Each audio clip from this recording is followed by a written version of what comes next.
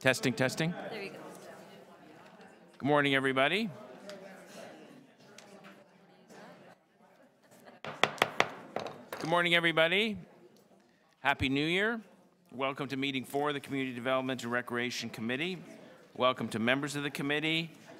Other members of council may join us. Of course, members of the public as well. Thank you very much for coming today. For those in the room with us, the screen at the back of the room provides real-time updates concerning where we are on the agenda and what's coming up next. And you can also follow the agenda debate on your computer, tablet, or smartphone at toronto.ca/council. So we can run through the agenda. Are there any declarations of interest under the Municipal Conflict of Interest Act? There are none. Can I have a motion to confirm the minutes of November 20th, 2017 meeting? Councillor Cressy, all those in favor? Opposed? That is carried. And we have a list of deputants on the green sheets. Deputants are on every item, so we'll be holding every item. Mr. Chair, would it be possible on account of the number of deputants on item 5 to start with that one so that all those deputants don't have to wait? If the committee is amenable, is that something you're open to considering, sir? Oh. Well, I mean, I see, is Gregory Rodriguez here? He's not here. I think we can get through these other items fairly quickly. And then, of course, we have 3 items of new business that will, we can introduce them now because we're holding all items due to a speaker's list. I'll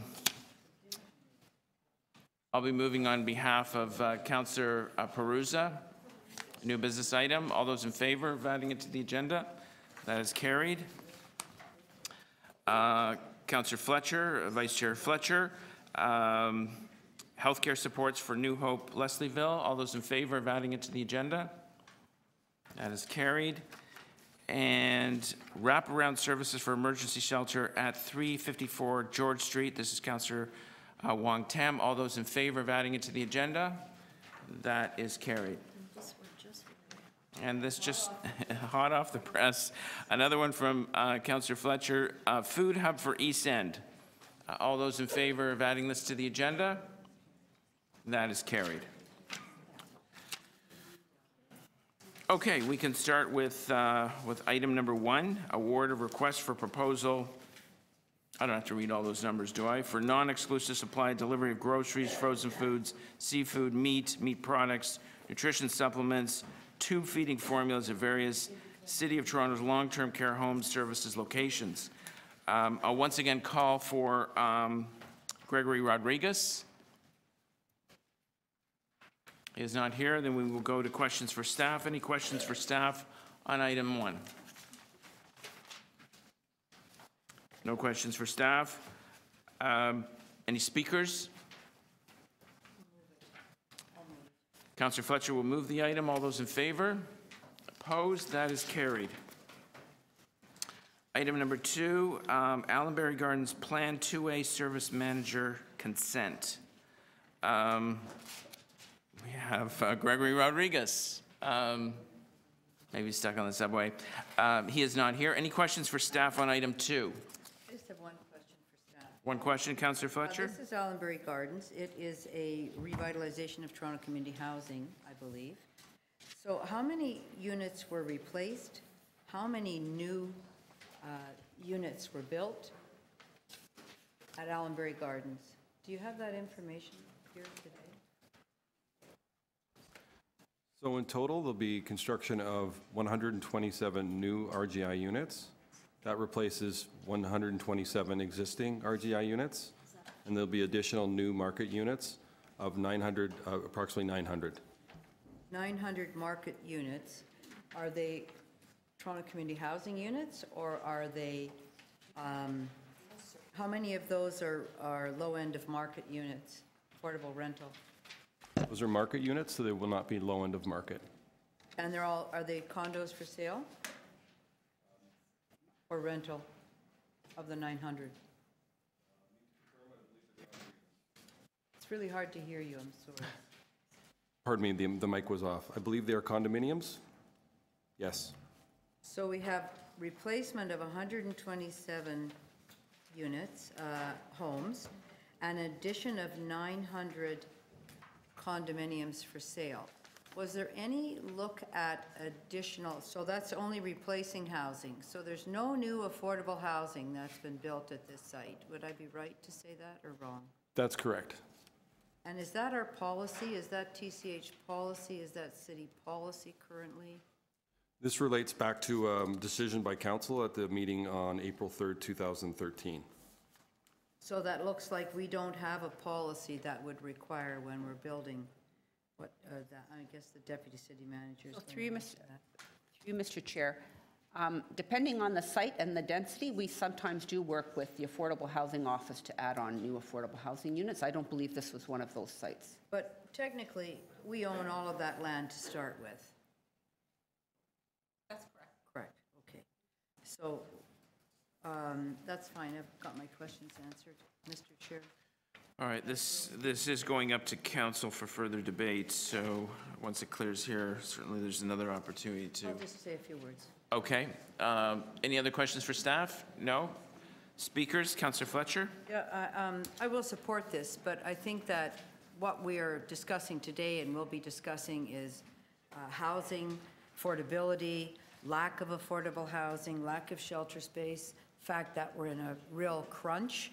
And I think that the business as usual approach of simply replacing RGI, and the developer does that, and then they get 900 units, that's quite a big density jump there. But since we own the land, we should be a lot more invested in what we're doing with that. Because now, in any of these redevelopments, any of them, there is no more land. That's done. That's gone. Our land's gone. So we are looking at other redevelopments throughout the city, and we have to bake into every redevelopment affordable housing, low end of market, affordable housing, extra RGI, and not have pretty major redevelopment and simply replace housing on site. So I just want to mention that, and probably as a committee, we should be looking at how we're going to be able to do that, and as a city, and say we might have been short-sighted here, because in order to have that paid for, that's what the developer gets. Nonetheless, I'm just going to say it's our land, so we can invest as well in our land, and we can invest. There can be condos on the land, we get money for that, but we have now no longer a chance to have land in an area where we could have added, let's say, 100 affordable housing units to meet our goals and our needs in the city of Toronto. So I think everybody's very focused on this, and we have to have a very, as Councillor Wong-Tam says, holistic approach. So I just wanted to make those remarks, Mr. Chair, and we'll move to approve. Okay. Any other speakers on the item? No? Councillor Fletcher is moving the item. All those in favor? Opposed? That is carried. Item number 3.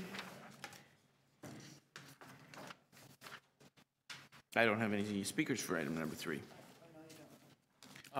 Questions for staff? I'm going to speak. I don't have questions for staff. No questions for staff? Councillor Fletcher to speak? Yes, I just want to thank staff from so many divisions for what and especially the deputy city manager, who, that's you, who took up this request last year after the very unfortunate death of the young woman at Rebel nightclub from a drug overdose, and the request that we develop a protocol of some kind that could be used for private venues. Currently, the city has a very, very strong protocol for any lands or property that are being permitted or rented for electronic dance music. And as I know from the report, it has dropped overdoses significantly, hundreds and hundreds of percent, from 17 to only 2 over the time that we've had this protocol in place.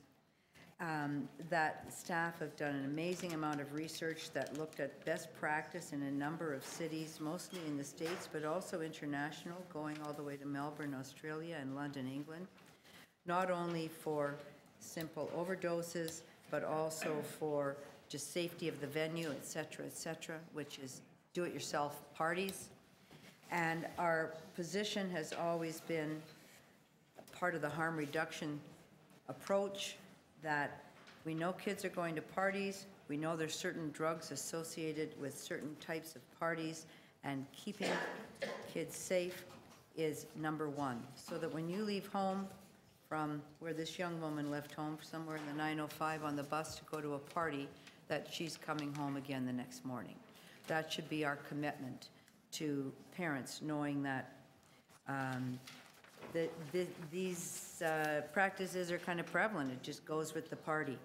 So there's a summit that's coming up, and I really look forward. I'd like to have a briefing on that before, make sure that it's happening, we're on track for that, and I really appreciate the work in getting the major venues to come, and the role of the Music Advisory Committee, the city's music council, in helping prepare all of this, because having the industry on side and leaders from the industry on side is very critical. And I think that it is, that's the way that we're going to have this protocol baked into all of the licenses, into all of the venues, that if they could agree to do that themselves, that would be a great step forward. But this is fantastic, and we're on track. So I just want to thank everybody for that amazing work. Thank you, Councillor Fletcher. Any other speakers on the item? Councillor Cressy. Thank you, and I just wanted to make a couple comments in my capacity as the chair of the Toronto Drug Strategy Implementation Panel. First of all, I want to thank Councillor Fletcher for all her work on this, along with staff who've been doing at the city a tremendous amount of work. I want to contextualize this to say that, as we all know, while we've had an overdose crisis, this isn't recent. In 2004, we lost 146 Torontonians due to overdose. We know that the number of people who have died due to overdose has been going up consistently, nearly every year. It has been accelerating recently, and in many ways it has been compounded by the arrival of fentanyl, which we find is being cut or laced into recreational drugs, making the presence of a not comprehensive harm reduction approach in live music venues deeply problematic and risky. I can tell you that just a couple months ago, I had a 24-year-old young woman in my ward who died at a club, and while the full toxicology reports are not out yet, it is suspected that it was due to a recreational party drug being laced with fentanyl. And more can be done. And there's been a lot on the front lines on this. The TRIP project through Toronto Public Health, our Overdose Coordinating Committee has taken initiatives, Report Bad Drugs, TO.ca, and other measures, but we know more can be done. Naloxone on site at these venues with overdose training. I can tell you that in my ward, we had the Kensington Market BIA hosted with me and a local community health center an overdose training for bar and restaurant staff. We had 146 bar and restaurant staff come out one night, volunteering their time to get trained on how to identify an overdose and how to administer naloxone. So naloxone, getting it on site and having the training, not on a volunteer basis, that can be done. Having drug testing available on site, something that through our overdose action plan and the leadership of Toronto Public Health, we're working with the federal government to see if that can be rolled out. And I want to mention on Monday at the Board of Health meeting, the Board of Health will be considering a request from Toronto's Toronto Drug Strategy panel to consider a drug amnesty program and to request the federal government to have drug amnesty boxes available on site. We have gun amnesty programs for a harm reduction approach to gun violence. Should we not have drug amnesty boxes for a same thoughtful, pragmatic approach? And so on this, there is no one solution or one fix. It is an all-hands-on-deck approach, working with Fire, MLS, Toronto Public Health, Economic Development and Culture, and many more. We have more work to do here. This is an important step, and I want to thank our City of Toronto staff and Councillor Fletcher for their hard work on it, and I'm pleased to support this today. Thank you, Councillor Cressy. Any other speakers on the item? Councillor Wong-Tam. Yes, thank you very much, Mr. Chair. I'd like to also thank Councillor Fletcher, Councillor Cressy, for his remarks, and staff for ultimately going out there and doing the work. I want to just talk about a subpopulation that oftentimes gets overlooked, but where drug use is quite prevalent, and recreational drug use in particular, and that's the LGBT community. We are seeing extraordinary activity of drug consumption has always been the case within the community, whether it's in the bathhouses, which is not a music venue, but also in terms of other type of recreational spaces, not always sanctioned and licensed and where you would normally expect them, but certainly within restaurants and bars in our community. And I want to just make sure that as you do the work and carry out this good work and make sure that there's more public awareness that's raised, that the subpopulations that oftentimes get overlooked are also going to be considered simply because it is there, and those populations are much harder to get to. And I would also imagine that the music industry and the music culture that we have in the city would also go beyond the venues in downtown Toronto. They go to community social spaces in Malvern that are very ethnocultural specific, that are in Rexdale, and I just want to be mindful that it has to go beyond the mainstream that as we know it. And truly, if we are going to ensure that linguistically and cultural services are going to be available and delivered appropriately, then we have to get outside of the downtown core and beyond our comfort zone. So thank you. Thank you, Councillor Wong-Tam. Any other speakers on the item? Okay, great. People can have fun and be safe. Councillor Fletcher, are you going to move the item? Yes, I'd like to. All those in favor? Opposed? That is carried.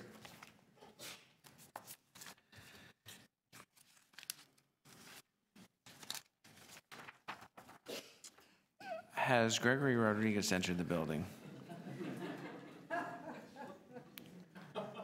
No. Would the real Gregory Rodriguez please stand up? Okay, item 4, supporting skate rentals at city-operated outdoor rinks. Questions for staff?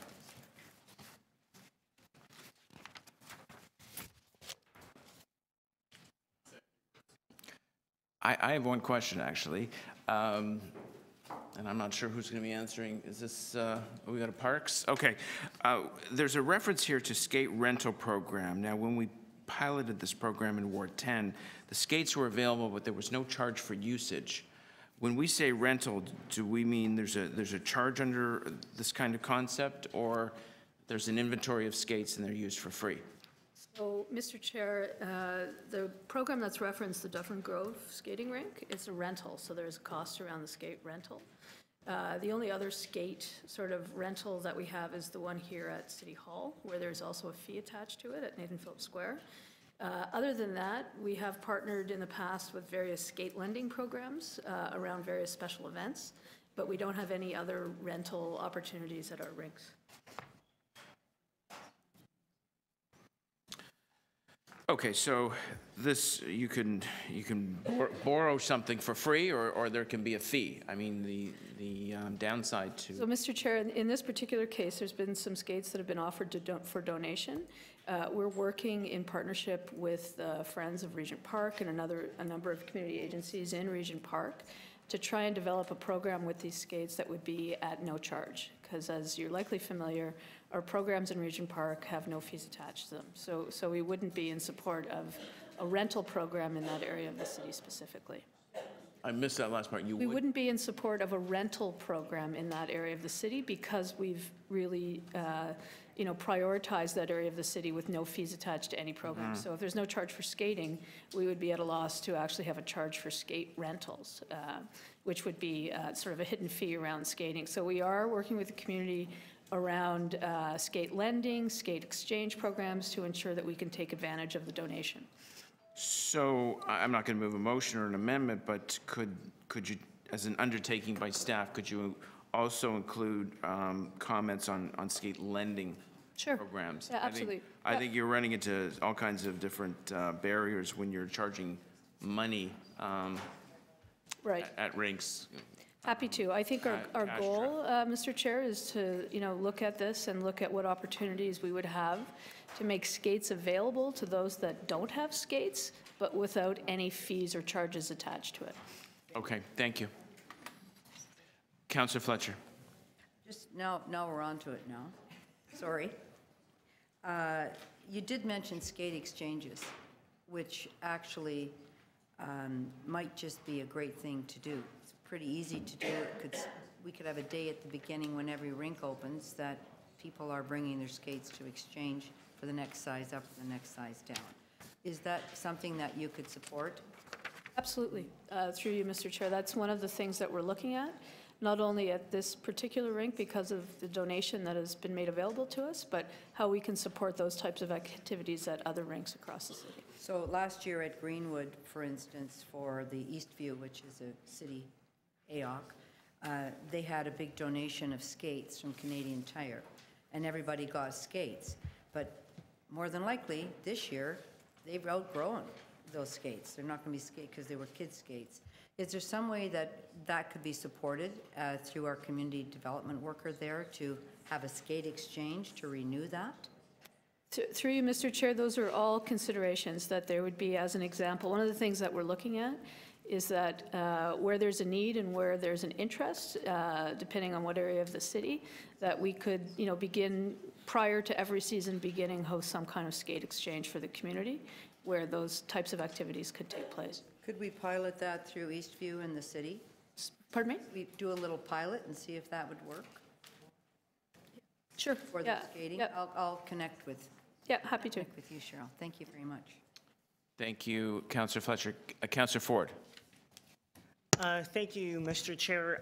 Actually, very similar to my colleague's question. So this goes beyond just this particular skate rental, because I'm aware of people in the Northwest who want to donate skates to the city and do the same thing. So it's not just this particular skate rental, which I'm also met with this individual on, but a broader city concept. That's through you, Mr. Chair. That's what we're looking at. This motion came about as, in regards to a particular donation in a particular community. But the report that we'll be reporting back with will look at opportunities across the city, not just in this particular location. Excellent. And when will you be reporting back? When it's July. asked? Later, before the summer. Summer. Wonderful. And just in time for winter. We're planning ahead. Great. Thank you. Thank you very much. I've pairs of skates in the trunk of my car for my kids who I would love to drop off at a city depot. Any speakers on the item? I'll take them for Greenwood. Councillor Fletcher and then Councillor Ford. No, I just think that this is, this has been one of the goals, is to have accessible skating at rinks. And that what I really noticed last year, when Eastview has its skating party, and it's associated with a large Toronto community housing neighborhood, and a lot of people weren't coming from that neighborhood. And they weren't coming from that neighborhood because they didn't have skates. So when Canadian Tire made a fantastic donation, they came, they got laced up and skated for the first time. And it was pretty exciting. So I would not want to see that momentum lost. And I'm thinking this just might be a way to start renewing that, since we've started that last year, renewing. And I would think that there might actually also be some donations for new skates that we could put into the mix. So I'd really like to do that because, as you know, we have a skate trail at Greenwood. Now we have one in Etobicoke, a couple here and there. The Bentway, again, we always look for things that are affordable. And skating itself is very affordable. Hockey is not affordable. Skating is affordable. And soccer is far, we look at the affordability of different sports. So just pleasure skating, which is fantastic, is probably one of the most affordable things. But having skates is what you have to have. So on pinched budgets with a number of kids, those families aren't going to skate. So I'm really pleased to see that we have a social equity lens that we're putting on here, that we want to get everybody out to enjoy the ice that's available, particularly on our skate trails, which are available from 10 in the morning until 10 at night. Unlike the rinks, where you have a small window where you can go in for an hour for your pleasure skating, and then you get chased off by the shinny players. And nothing wrong with shinny, but people that like to pleasure skate, they really want to. So I think this is great. This is one of those things that Friends of Dufferin Grove has been championing over the years. And if we could institutionalize this a little bit and start where we have available skating all the time, to see how to make it work, then, and get some partners in there for skates, I think we would have a really exciting opportunity. I also just want to put a little plug in for adult skate, learn to skates. Right now, all we have at skating rinks are little tiny ones for kids, and adults who don't know how to skate are all bent over pushing those things. We actually need ones for older people, and I'm happy to know where to get those and move that at council. And the last thing I want to say is that I'm very focused on our New Hope Leslieville, and that the men that are going to be there have access to all the community resources. One of my goals would be to make sure there's skates there where they can come up and skate at Greenwood if they want to come up and skate. So I have 3 goals: Eastview, poor kids, shelter users, and adult learners that we need to bake into our system. Thank you. And I know, I see the general manager nodding, so we'll be talking. Thank you. Great, thank you, Councillor Fletcher. Councillor Ford. Thank you, Mr. Chair. I will keep my comments brief, but I do want to start off by, I know Councillor Layton isn't in the room, but thanking him for his leadership. And I was quite pleased as I was going through the agenda to see this. I myself have been working with staff in Etobicoke, our recreation staff in Etobicoke, about something like this, and I know there are some constraints, but if we can move forward and look at open opportunities, because from what I have seen, particularly in the Northwest, and with this individual, as I said, people are there and willing to donate skates. What we have championed in North Etobicoke is the hockey and rec stale concept, and we have been working with incredible community partners who have donated their time, their resources, skates, hockey equipment, and let me tell you, there is massive demand there for that. We hosted our first skate party last year in North Etobicoke, where we advertised that we had skates to borrow. We had a full hockey rink, and all the skates were borrowed. So I know that in itself is proof in the pudding that there is demand there. So I will absolutely be supporting this endeavor and look forward to staff reporting back, I believe, to CDRC in July, and to have this available next hockey season, winter season. Thank you. Great, thank you, Councillor Ford. Councillor Cressy.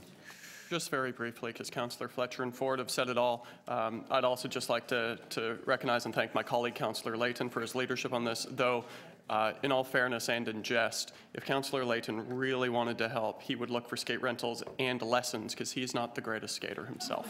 Neither am I. But he means well. That's all. Thank you, Councillor Cressy. I would just sort of lend my voice, unless, are there any other committee members who want to speak?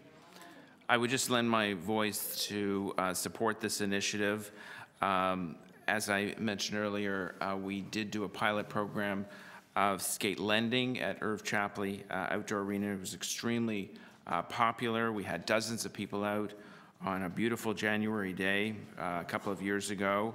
I see the logistical and operational problems with charging for skates, and our city staff handling money and cash on site, security issue, accountability issue, and a skate lending program is probably more viable and more universal.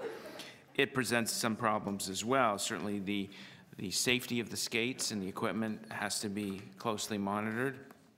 And when a family goes, the inventory of the skates could be ad hoc. It wouldn't be like a professional skate rental service that has multiple pairs of skates for multiple sizes.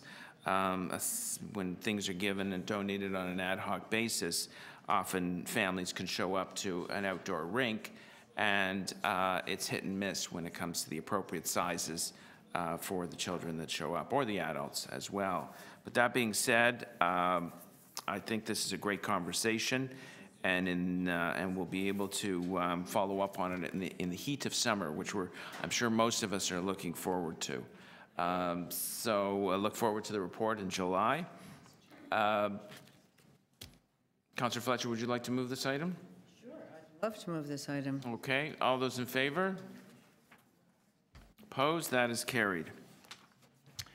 Now, item number 5, a review of current winter respite and shelter services during the recent cold weather. I've had a couple of requests that the staff presentation is not necessary, that if staff have comments to make, they can certainly make it, embed them into responses from questions for staff. And I'm just canvassing the opinion of the committee on whether in fact that is the way we should go.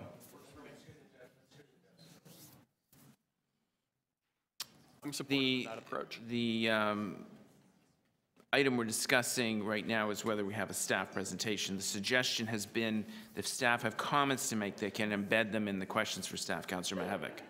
Yeah, I would just say that we have a lot of people here who are keen to speak and already been waiting, and in respect of their time, I think we should hear from them. Okay. So if no insult to staff, we always value your opinion. But if you had important message to give, if you can embed those in some of the responses to questions for staff, that'd be greatly appreciated. So we'll go right to the deputants. Everybody has 5 minutes. Kira Heineck, Toronto Alliance to End Homelessness. Thank you very much for coming. You have 5 minutes. Thank you. It's nice to see everyone again. Happy New Year. And thank you for the opportunity to speak to you today on behalf of the Alliance. We know, as all here do, that the state of homelessness and its scope right now is a serious health and housing crisis. Its cost in human lives, potential, and suffering is not acceptable situation for any just or compassionate society. The TAH supports the actions that have been taken by the city over the last 2 months to increase access to immediate emergency shelter and other services, as well as supporting a rapid rehousing effort, which you may know we are helping to coordinate. Going forward, our recommendations for the 2018-19 budget lay out specific areas for increasing the city's commitment to housing as the main tool for ending homelessness. I have copies here. I imagine you've already received them as well. We are, of course, aware of the open letter that was shared yesterday. The letter accurately describes the myriad of challenges and problems that we face right now in providing services, let alone good ones, to those experiencing homelessness. We agree that we must continue to strive to reach the 90% occupancy levels and that the respite emergency COP measures stay in place until we do so. And that SSHA continue their ramped up efforts to create 600 to 700 new shelter beds next year. That's already been committed to. What I am, however, concerned about in this development is the shift of focus or the shift of emphasis on housing options as part of the solution to homelessness, as part of the immediate strategy. As we've stated before, we cannot address homelessness through an expansion of shelter services alone. While it is true that shelters and the people working in them make a world of difference to the safety, health, and well-being of people experiencing homelessness, they are not permanent, sustainable, long-term solutions. Building new shelters as a singular solution will not reduce capacity levels in our system. Each new bed will be filled, but unless we work on prevention and rehousing at the same time, we will not see people leaving the system or stop them from entering it in the first place. This is particularly true for those that are chronically homeless. They currently make up 22% of people in the shelters, and even more tellingly, 60% of beds are used by 10% of our users. These are people who have been there for years and years and have no appropriate options to leave shelter and begin the transition back to housing. It is by creating places for people to move to out of shelter that we will create capacity. And we can reduce the inflow of new people into homelessness and shelters through better prevention tactics. Therefore, and to this end, we strongly recommend including reviewing current and best practices to address prevention and rehousing in the list of items the open letter currently asks staff to review. Another point we ask this committee and council to consider is that it will take about the same amount of time to create new supportive housing options in our city as it will to create new shelters. The financial realities also support housing as part of the solution. Simply put, the cost of emergency shelters exceeds the cost of housing, even with supports. For example, operating a single shelter bed in Toronto costs about $27,000 per year. The average cost of providing supportive housing, and this is for moderate supports and scattered site, is estimated at $17,000 per year. That already is a difference of $10,000 per person per year. There is no doubt that we will all learn useful things from the review proposed in this letter. The Alliance hopes and trusts that the experiences of the last months will also compel this committee to recommend to Council to direct and provide the funding needed to SSHA to create a new and improved data collection and analysis system.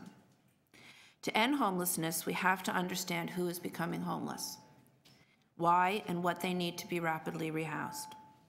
So in conclusion, to address this crisis, to reduce occupancy levels in our shelters, to create more housing options that will allow people to permanently leave shelter beds, the TH strongly believes that we must collectively try new and different things than we've been doing for the last decades. Those things are not working.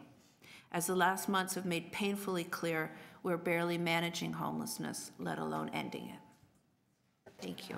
Great, thank you very much. Questions for the deputant, Councillor Mihevc? Yes, thank you very much. I appreciate your comments. But where I get a little bit stuck is, like, okay, what do we do tomorrow? What do we do the next day? Do we, I hear you saying you have no objection to the work that is before us here. So you're not saying, but we should do this. It's, we should do this. Am I hearing you right? We should do this. In other words, I use the image of a bandage on a bandage. That we got to do that to just basically call it stabilize the patient right now, but that we also need to give dire and immediate attention to enhancing our stock of transitional and supportive housing, and that both have to happen concurrently. So it's a both and kind of thing, and as both happen, we will see shifts from the shelter system into transitional and supportive housing. Is that how, like, how does this play out is what is my question. I think that's a very good question, and I think we're all in this business because we care very deeply about the state of everybody's day-to-day experiences and the consequences of their homelessness. So we're recommending a balanced approach, which is why we supported the motions earlier, or late last year. One that looked at creating immediate housing options to reduce pressure on the shelter system and free up beds, as well as create new beds. So we're encouraging City Council to stay the course on that two-pronged approach.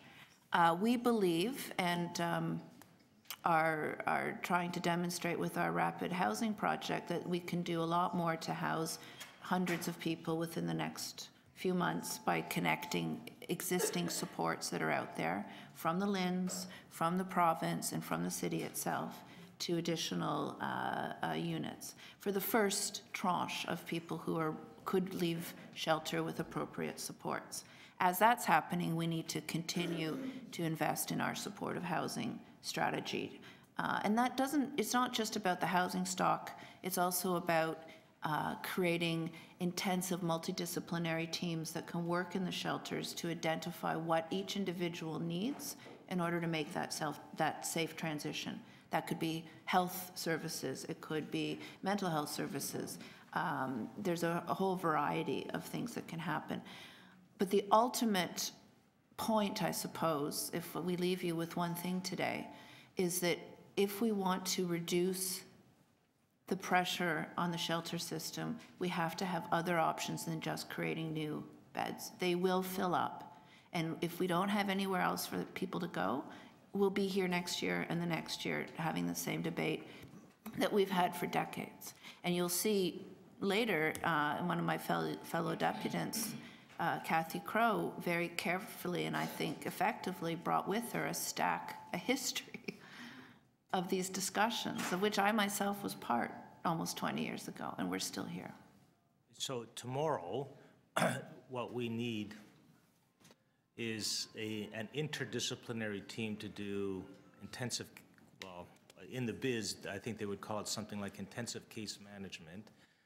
That would not be shelter staff, but would be maybe nurses and maybe some healthcare professionals and some housing workers that would basically be able to identify need. Then you'd need almost another team of people to be able to scour the private sector while we're waiting to build our own transitional housing, to be able to say, there's a unit here, there's a unit there. Which is what we are doing right now. And I would add, it's not only the private sector. We have nonprofits, co-ops who are interested. But it is another, to use your term, Band-Aid in terms of what we can do. There's only so much we'll be able to do with that approach over the next few months, but it's worth doing because it will relieve a few hundred beds in the shelter system. And it will teach us things about how we can scale that up if it's successful. I would also say, and I'm not an expert on this, but you can obviously follow up with your staff, that there's currently are some new teams working like that, like I've described through the Homes for Good project in a coordinated fashion in the shelters. And we have phase 2 Homes for Good RFPs out right now for increased emphasis on supportive housing. So there are some very useful opportunities already being planned for that we can leverage over the next few months. And building these, depending on where we settle, if it's 1,000 or 1,500 new shelter beds, won't happen any faster than bringing on additional supportive housing options at that level, at that scale. Thank you,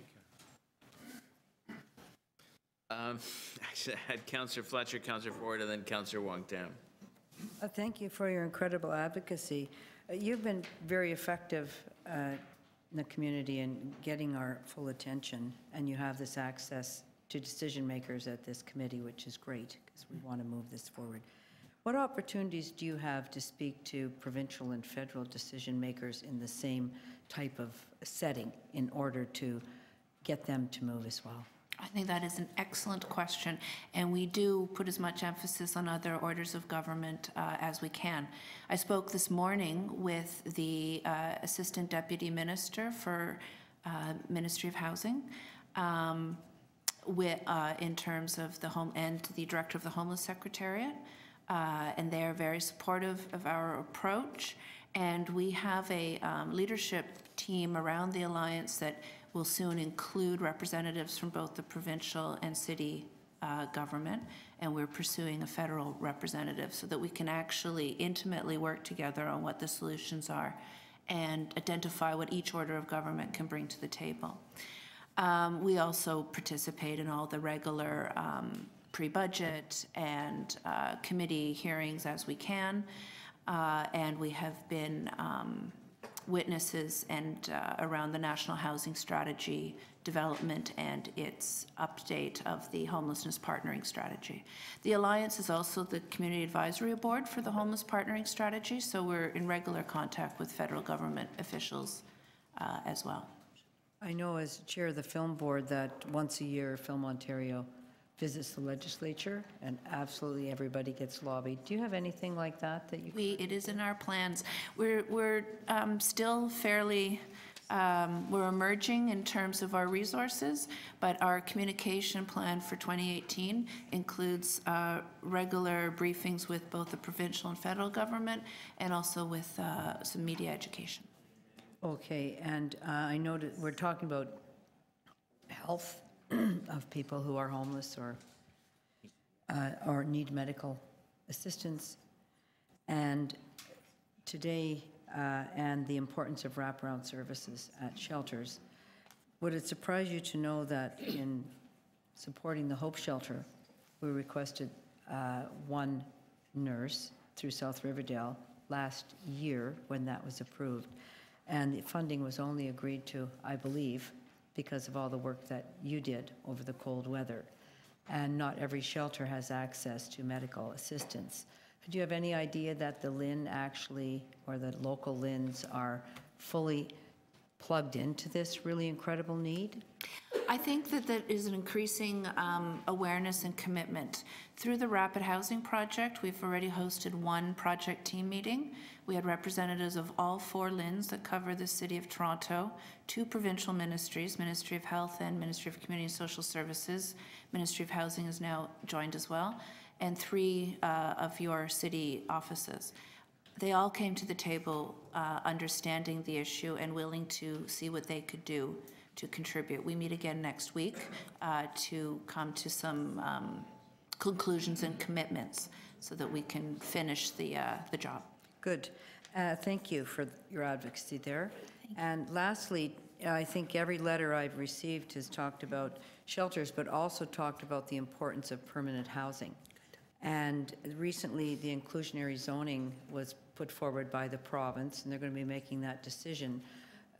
So far, it hasn't, let's just say Rotten Tomatoes would be giving it a low grade, that it really doesn't, in many people's opinion, really meet the needs. And I'm wondering if you've had a chance to look at that and weigh in on truly ensuring that with 40 and 50-story condos, that there's also a requirement for housing. Yeah, it is. Can you comment on that, please? It is certainly part of the picture and an important part. We, as an alliance, were involved in the last 2 rounds of discussions, giving our input, and I think we're part of the successful team that was able to stay the last time that it almost got finished, and we were able to say this isn't good enough. My understanding, it came out a couple days ago, so we need to, we'll be looking at that. Are you supporting the current provincial inclusionary zoning plan?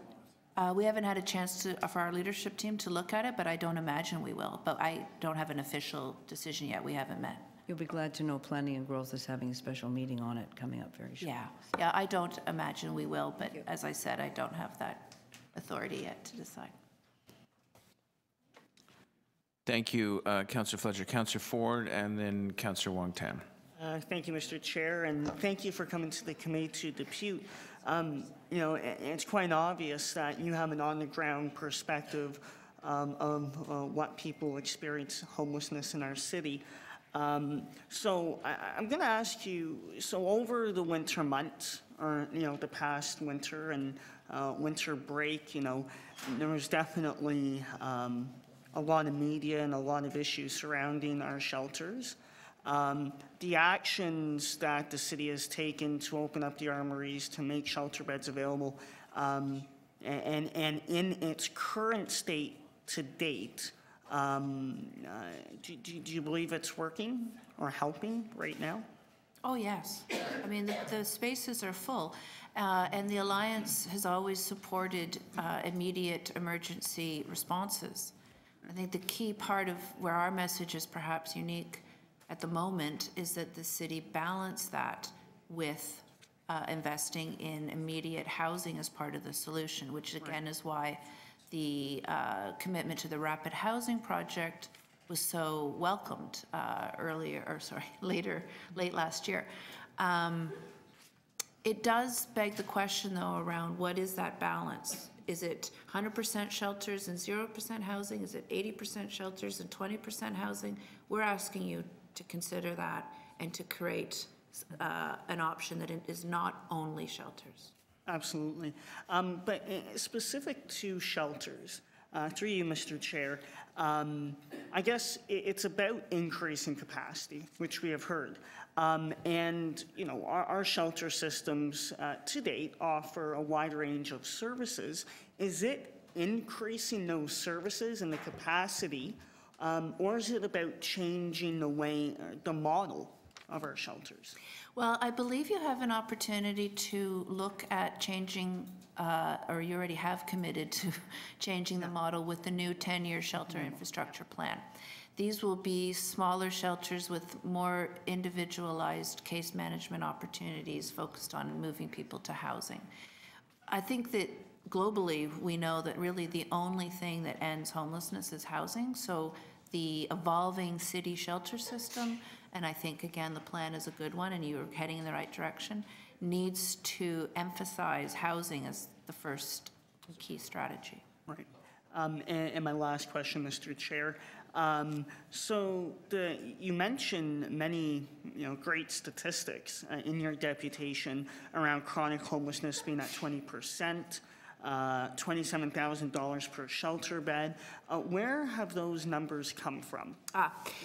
They're fleshed out more in my full deputation, or in the Alliance's full deputation. Yep. We also have a large set of resources on our website.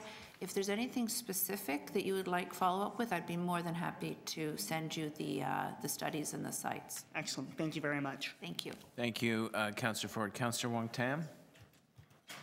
Thank you very much, Chair, and thank you, Kira, for your ongoing passion and dedication to appearing before our committee and to highlight the knowledge that you have.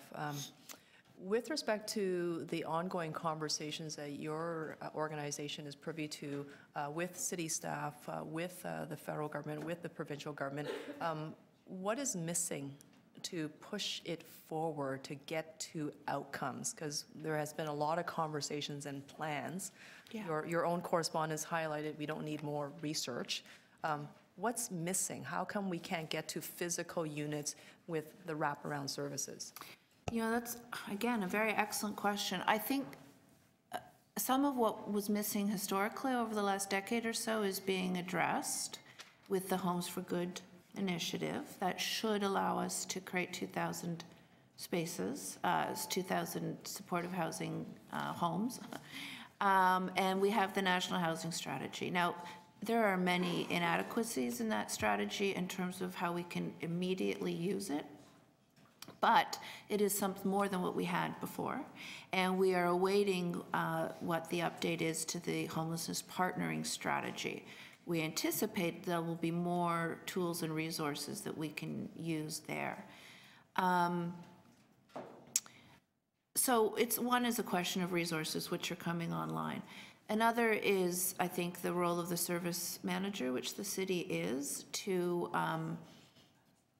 convene those resources and look at policy changes and other things that are required to integrate our service from the person's point of view. So from the shelter user or the person experiencing homelessness, their point of view. What do they need to get from A to B? And I guess I would say that the two relate, but the final thing that we need, and we are very keen to come and present to councillors individually or to full council, is what we call a built for zero approach. And zero being zero chronic and episodic homelessness. And this is a systematic, data-driven approach where we understand every single person's need in Toronto, and we are about to launch our new street needs assessment in April. We are also helping with some of that.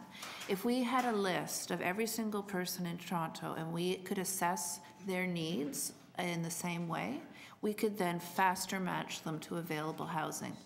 In the Alliance's deputation, I believe this one, because we did one last week too, but in the one for today, we note Hamilton's experience.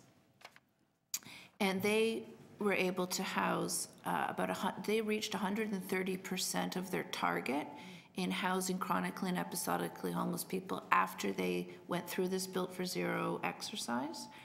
With available housing, there was no additional housing built, no additional housing allowances brought online. It was just a better understanding of who needed what and how to match them up quickly. So we don't have a coordinated system in Toronto. We don't even have a coordinated stock system. So if you were able to assess somebody's needs effectively and in a fair way by using the same assessment across the system, sorry, we still don't even have an ability to match that to one database of stock and support services. So it's a very outdated, complicated sort of world out there that's trying to help people. So again, it isn't as, it isn't immediate in terms of how to help people tomorrow or next week. But again, if we want to move from here, we need to have that kind of system put in place. And that's our main goal. And then, so finally, with respect to those conversations that have taken place with the federal government and provincial government, and I've had a few of them my own, they've specifically stated that as a omission in the city's strategies, that we don't have clear collection of data, that we don't have a strategy to depopulate the shelters. They've identified that across the country, Toronto seems to not be able to manage the problem. Whereas examples of London, Ontario, and Hamilton were cited as places to look at that are moving in the right direction with respect to depopulating shelters and then populating those people who require the rapid housing are able to get to there. Do we have everything right now in the City of Toronto, knowing that you have been watching all the different conversation and moves come into play? Do we have what it takes in the pipeline of development, not construction development, but in the pipeline of policy development to get this done? And what's missing? No, we don't yet, which is why with the deputation references a request to fund SSHA appropriately to create that type of data system. We don't have any, there's different words to use, but for right now, we don't have any real-time data on what's happening, right? And that's what we need so that we can triage appropriately, and it's like an emergency management system, for example. So no, we don't have that in place. We're hoping through this budget cycle that that will happen. We certainly have increased awareness and interest from some councillors and your senior staff at SSHA, and they do sit with us on a table that is trying to identify the appropriate changes required for policy and data. And these are all things that we'd be very happy to bring to your attention. Great. And can do. Okay, thank you. Thank you. Thank you, Councillor Wong-Tam. Any other questions for the deputant? No? Well, thank you very much for coming in. Thank you. Mark Aston from the Fred Victor Center.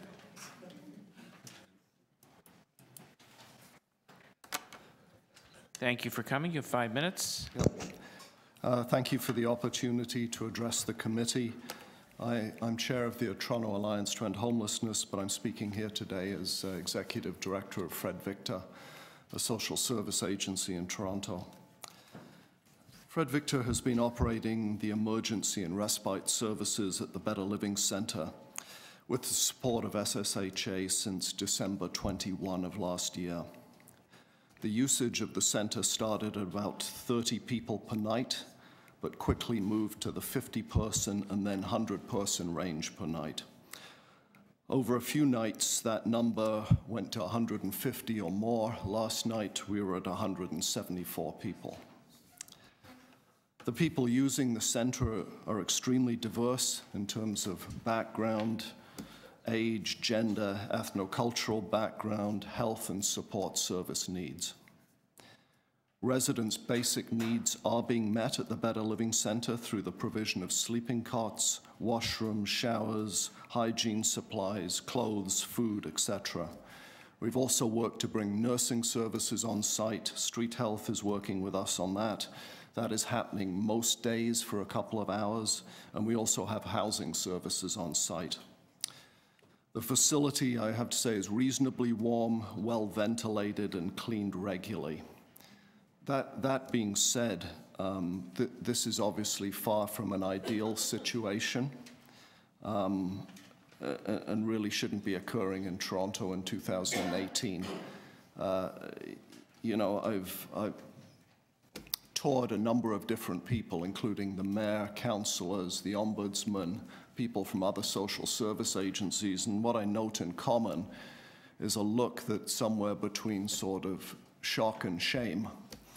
And I think, I'll just leave my comments at that, but certainly I think the point I want to underline here is that we don't need to be in this position, and as we go forward, we need to plan and resource those plans in a manner to ensure that we are not in this position in future winters.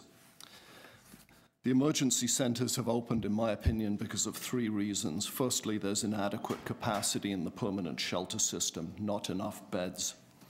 Secondly, though, and I think importantly as well, the shelter system has not been able to respond adequately to people's needs. And what do I mean by that? I think it goes to the question about, is there an issue with model and how are we transforming the shelter system and so forth. I'll give you a few examples. Not enough couples beds or rooms in the system. Not enough pet-friendly shelters. I think last night we had 21 couples at the Better Living Center and 11 people with pets. So that is potentially 50 or 60 people for whom there may be a bed, but they can't use them. So anyway, I'll get to that later, but there's frankly no point in building shelters that people can't or won't use. There are too many dormitories and not enough private spaces or rooms for vulnerable clients. There is inadequate integration of a harm reduction approach and services into the shelter system, and in general, the programs are too restrictive and rule-based. And finally, there's inadequate housing and housing-first work in shelters, i.e. not enough service and prioritization of moving people quickly into appropriate housing. The third reason for our current situation, and I think the most important, is because of inadequate, affordable, and supportive housing options for people experiencing homelessness. So in response to these 3 issues, I've got 5 recommendations for your consideration. As I say, they're coming from me, Fred Victor, and my experience in this sector for 15 years. Firstly, that every effort be made to bring online additional shelter capacity in 2018 as soon as possible. The point I'm trying to make here, time is of the essence. Collectively, Council needs to ensure that the additional capacity planned for 2018 can be delivered and that it is adequately funded. The second is that the additional respite and emergency shelter capacity be maintained until the occupancy levels in the system drop to 90% and can be maintained at that level. This will require, as Kira had referred to, more useful metrics on shelter occupancy and better demand modeling. Third, that all new shelters be required to be pet-friendly, have accommodation for both couples and vulnerable individuals, and at minimum, and are funded to employ 1 full-time and dedicated harm reduction worker and 1 full-time housing first worker per every 20 residents. Shelters should also be required to develop on-site partnerships with health service providers. With regards to housing and support, I have 2 recommendations. That the city mandate that a substantial percentage, that council mandate that a substantial percentage of all new publicly funded affordable housing be allocated to individuals or couples who are chronically homeless, i.e. they have spent 6 months or more within the past year homeless, and B, to homeless families residing in the shelter system. If this mandate is not clear, if this directive is not clear, and if it is not done, I fear and believe that people who are most in need, people experiencing chronically homeless, will not get sufficient access to the housing that will be built over the next 5 years in this city. And finally, that City Council make an urgent request to the Premier of the province to provide emergency funds in addition to the Home for Good funding for support services for You're at 6.5 minutes. If you could wrap up, that'd be greatly appreciated. Thanks very much. For an additional 500 units of supportive housing and 500 units of new specialized high support housing.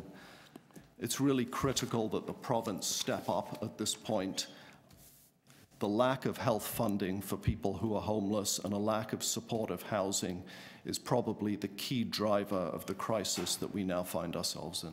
Thank you. Thank you. You have some fans. Thank you very much. Questions? Councillor Cressy, Councillor Mihevc. Thank you, Mark, for being here, and thank you as well to the work Fred Victor is doing on the ground since December 21st. Really want to note that off the bat. If I could, just to summarize so that I think we can all understand today some of the recommendations, really it speaks to, on every rung of the housing ladder, us investing more. That at the shelter level, keeping the respite sites open until we're at 90%. At the permanent shelter level, ensuring that they're designed not just for shelter space, but with the wraparound services and dignity of the type of space. And then to have the transitional and supportive housing beds around a housing first approach. So is it fair to say that at every rung of the ladder we can and must be doing more, both as a city and other levels? Yeah, I think that's correct, Councillor. And so specifically, on the wraparound supports, both within the respite centers, within the shelters that exist and will come online, can you speak further to the call for increased wraparound supports and where the province should be stepping in and where we should as well?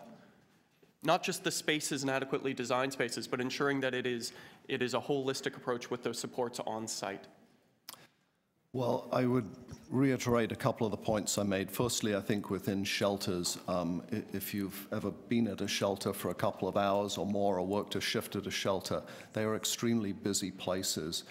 And because of that, the people who work in operations often do not have the time or the training or the support to provide more specialized supports or functions. Having embedded and funded and dedicated harm reduction workers in shelters to begin addressing the addiction needs that we see in shelters is absolutely critical. Where that funding comes from, frankly, I guess is a matter for discussion, but I certainly think that there are a number of voices that have made the point known to the Toronto Centre, Lynn, and others that harm reduction is an area that has been chronically underfunded. I would also say that Housing First is absolutely central to shelter operations. If we do not have people who are dedicated to finding appropriate housing, working with people to access that housing, arranging the move, and then linking them to the appropriate supports, shelters really aren't doing their job. So I think that is critical. I mean, in terms of the wraparound supports, I think it's as simple as housing and supports. We know what needs to be done. The truth is there is not enough of it funded, and it is my opinion that health services, the province and the LHINs need to step up and ensure that more resources in terms of supportive housing and Housing First are made available to the City of Toronto so we can meet the needs of people experiencing chronic homelessness. Yeah, and just one thing to maybe just to bring to your attention and to get your feedback on. So the motion that through the open letter we're bringing forward here today, on one part it calls for an immediate investment through the LHIN and the Minister of Health to provide adequate health services, including the mental health and harm reduction services, immediately into the respite centers, the drop-in centers. The other ask is to come back to our February meeting. So in addition to the immediate, is to come back to our February meeting for our staff to bring us the full breakdown on how many funded staff do we have in the system at the provincial level, at the local level, on those mental health and harm reduction programs, so that we seek to drive investment in immediately, but also have a really focused in conversation at our next meeting with the data on the table of how many staff are actually out there. How many more do we need? Where should they be identified? Is that the right approach we should take, which is an immediate injection coupled with a thoughtful, data-driven push on the staffing level as well? Yes, I would agree again with you, Councillor. I think health services in shelters has long been a subject of discussion. Unfortunately, there has not been a system-wide planned approach to this. It has been ad hoc. It's been done on a shelter-by-shelter basis. What is needed, as you said, is an immediate response, but also a more planned, thoughtful, comprehensive, and funded approach as well. Thank you very much, Mark. Councillor Mihevc. Yes, well, further to that, Well, first let me say thank you for your good work. I had occasion to visit the Better Living Center, and I found the way you dealt with folks, and just from one minute dealing with systems and the next minute dealing with immediate needs before you. One has to be a jack of all trades, as I saw you were. So thank you for that. But I want to probe a little more deeply into Councillor Cressy's question. You mentioned that we need 1 nurse per 20 occupants of a shelter. Is that a studied number? I said that with regards to harm reduction, a harm reduction worker and a housing first worker. And that was based on what would be a reasonable caseload or a reasonable amount of clients that somebody can support. Again, what I've witnessed in the shelter system is too much need and not enough support. And it simply doesn't work if one person is trying to do housing first work for 70 people. Right. So what I'm wondering is, because I think part of the strategy here is to engage the LHINs and the provincial government, and it's not just the LHINs, but the key piece would be the LHINs, in developing a healthcare strategy for users of our shelter system. And that would require like a ratio, how many nurses per 20 or 25 or 50, how many housing workers per whatever, how many doctors and how often would they go in and out, how many podiatrists, and that's just the healthcare side, never mind the housing help side if we are to move people from shelters into affordable housing. Are you aware of any kind of document or metric that helps us to understand what those needs would be? The way, for example, in our long-term care facility, boy, there's a thick document this thick telling you how you are to deal with seniors in our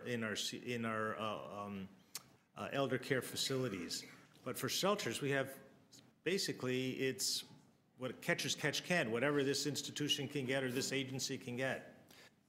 I'm not aware of such a document. Others may be. I mean, I would quickly mention, Councillor, that I think key to providing health services in shelters is that the health services don't tie somebody to a shelter. They're connected to them in such a manner that it can facilitate, when appropriate and when appropriate housing is found, that they're moved back into the community. So, yeah. But in the shelter itself, you don't know of any... I'm not aware of that, sorry. Okay, thank you. Thank you, Councillor Mahevik. Councillor Wong Tam?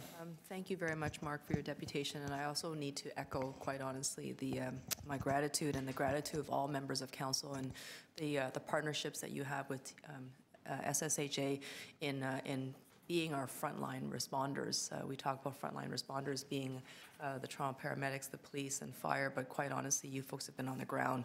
And I know that meant that, your staff stayed away or had reduced quality time with family during the holidays, and that should also be noted.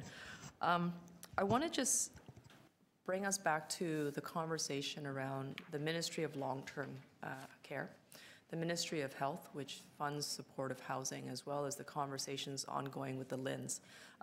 There's a regular meeting that takes place with the number of the agencies that the LHIN funds, and I know that the issues that you have raised, which speaks to the deficits in services and the wraparound supports for most vulnerable populations.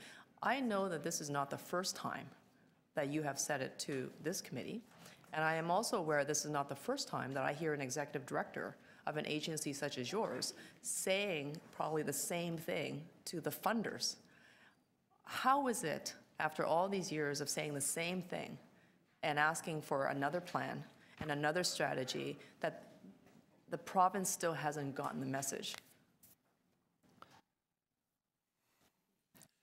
Well, I'll do my best with that. I mean, I think, there have been difficulties with at maybe a more technical level and between the integration of housing and social services at the municipal level in Toronto and health services as funded by the LHIN. And as you point out, I know there are people who've been talking. Unfortunately, from my perspective, we haven't seen a lot on the ground yet as a result of those talks. An example being, I mean, we're trying to reconcile the large waiting list for the mental health case management supportive housing access point and the shelter management information system. You know, are these different people? Are they the same people? Because mental health case management services, supportive housing services are going to the people on the access point waiting list. My issue with that has been, you know, are we serving people who are most in need with acute mental health and addiction issues, and also who are experiencing homelessness? It's really hard to answer that. So I think there have been these technical challenges that frankly haven't been worked through adequately. Secondly, I just believe that supportive housing it requires investment, it requires dollars, and I think, but it's such a great solution to so many issues that I just believe the province has not invested in it adequately. And as I stated, I believe as a city, as a council, that we need to hold the province to account on this and really push for more investments for this city. Toronto's needs are unique, right? It's not like London or Hamilton or Sudbury, right? I mean, the needs we have here are on a whole different scale. And Mark, just to dig a little deeper based on what you've just said about sort of data management, right, intake management. If I was to walk through the door at the Better Living Center, how would you collect the intake information? What model of communication and case management goes into effect? Therefore, I go into a system where my services are going to be tracked along with me as I move around, knowing that the population is not going to be at the Better Living Center every single night. They could be moving elsewhere, and they have other touch points with other service provider. What does that look like? What does your intake system look like when you walk through that door? Well, you know, frankly, Councillor, I don't often use the shelter management information system, but people are registered. There's a baseline of information that is requested from people. It enables the system to track how people move across the system. And it also enables people at shelters to understand the work that is being done for people. Sorry, just to clarify, I'm asking the intake process of an individual accessing a cot at the Better Living Center right now. Yeah, they come in, get registered on SMIFS, the Shelter Management Information System, and that's about it. They're provided a cot, sheets, blankets. They're sort of oriented to the center, what the services are, and you know how, for example, when the nursing staff are on site, when housing support workers are on site, and so forth. So it's a reasonably quick process, about 15 minutes. Okay, thank you. Thank you, Councillor Wong-Tam. Councillor Fletcher. Thank you. Thank you very much for coming this morning. There you are. Just following up on that last point that you made, this registration system, how were people being registered? You were operating Better Living Center, is that right? And how were people being registered for those cots? Well, there's a terminal that's connected to the Shelter Management Information System, and as people come in, they're directed to the makeshift office area. They meet with a shelter worker who takes their details and registers them. Come in the door, meet, basically triaged in for the cot. Come in. Yeah, I wouldn't. Somebody get into the system, and now you have. So you're just registering. You don't have to be pre-registered. No. Okay, that's somebody right. thought you had to be, so you've clarified that for me. Thank you. And Fred Victor it's on Queen. Correct. At Sherburne or? Yes, at Queen and Jarvis. We have a number of locations Jarvis, across the but city. that's your main office. That was the original site of Fred Right. Victor. Correct. And you have a fantastic counselor, as we all know, is Kristen Wong-Tam.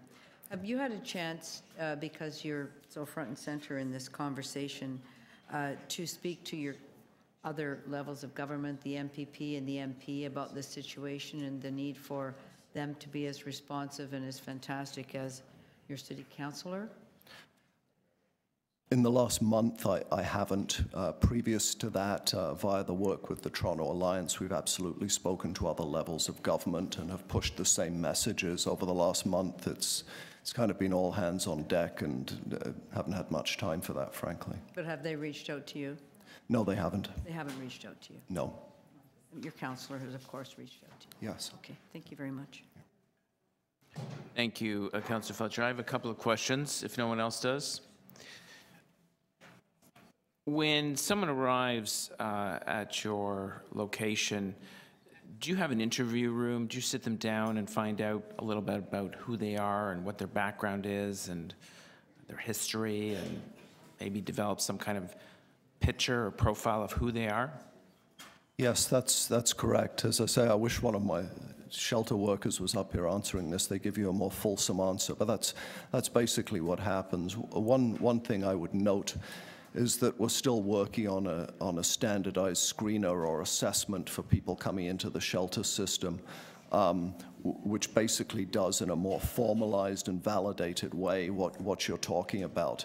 Unfortunately, that hasn't been pushed out across the whole shelter system yet, but yes, there is a registration process that's generally done in a private area, where somebody meets with the person, sort of takes basic details, orients them to the shelter, and tries to address any immediate needs people have, because often people come to shelters not in good shape.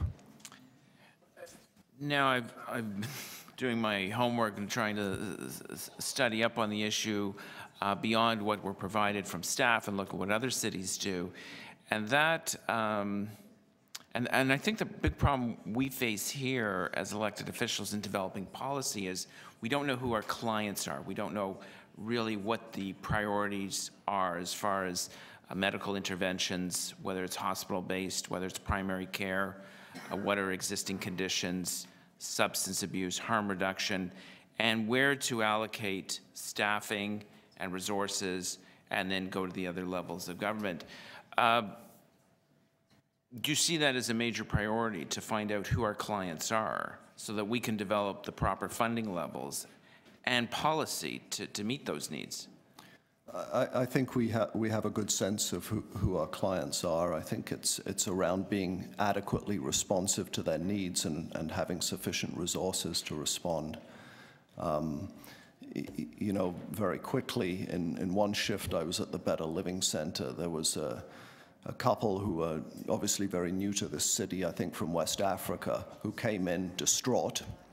There was an older gentleman who showed up wearing something that looked like pajamas. He was incontinent and couldn't move.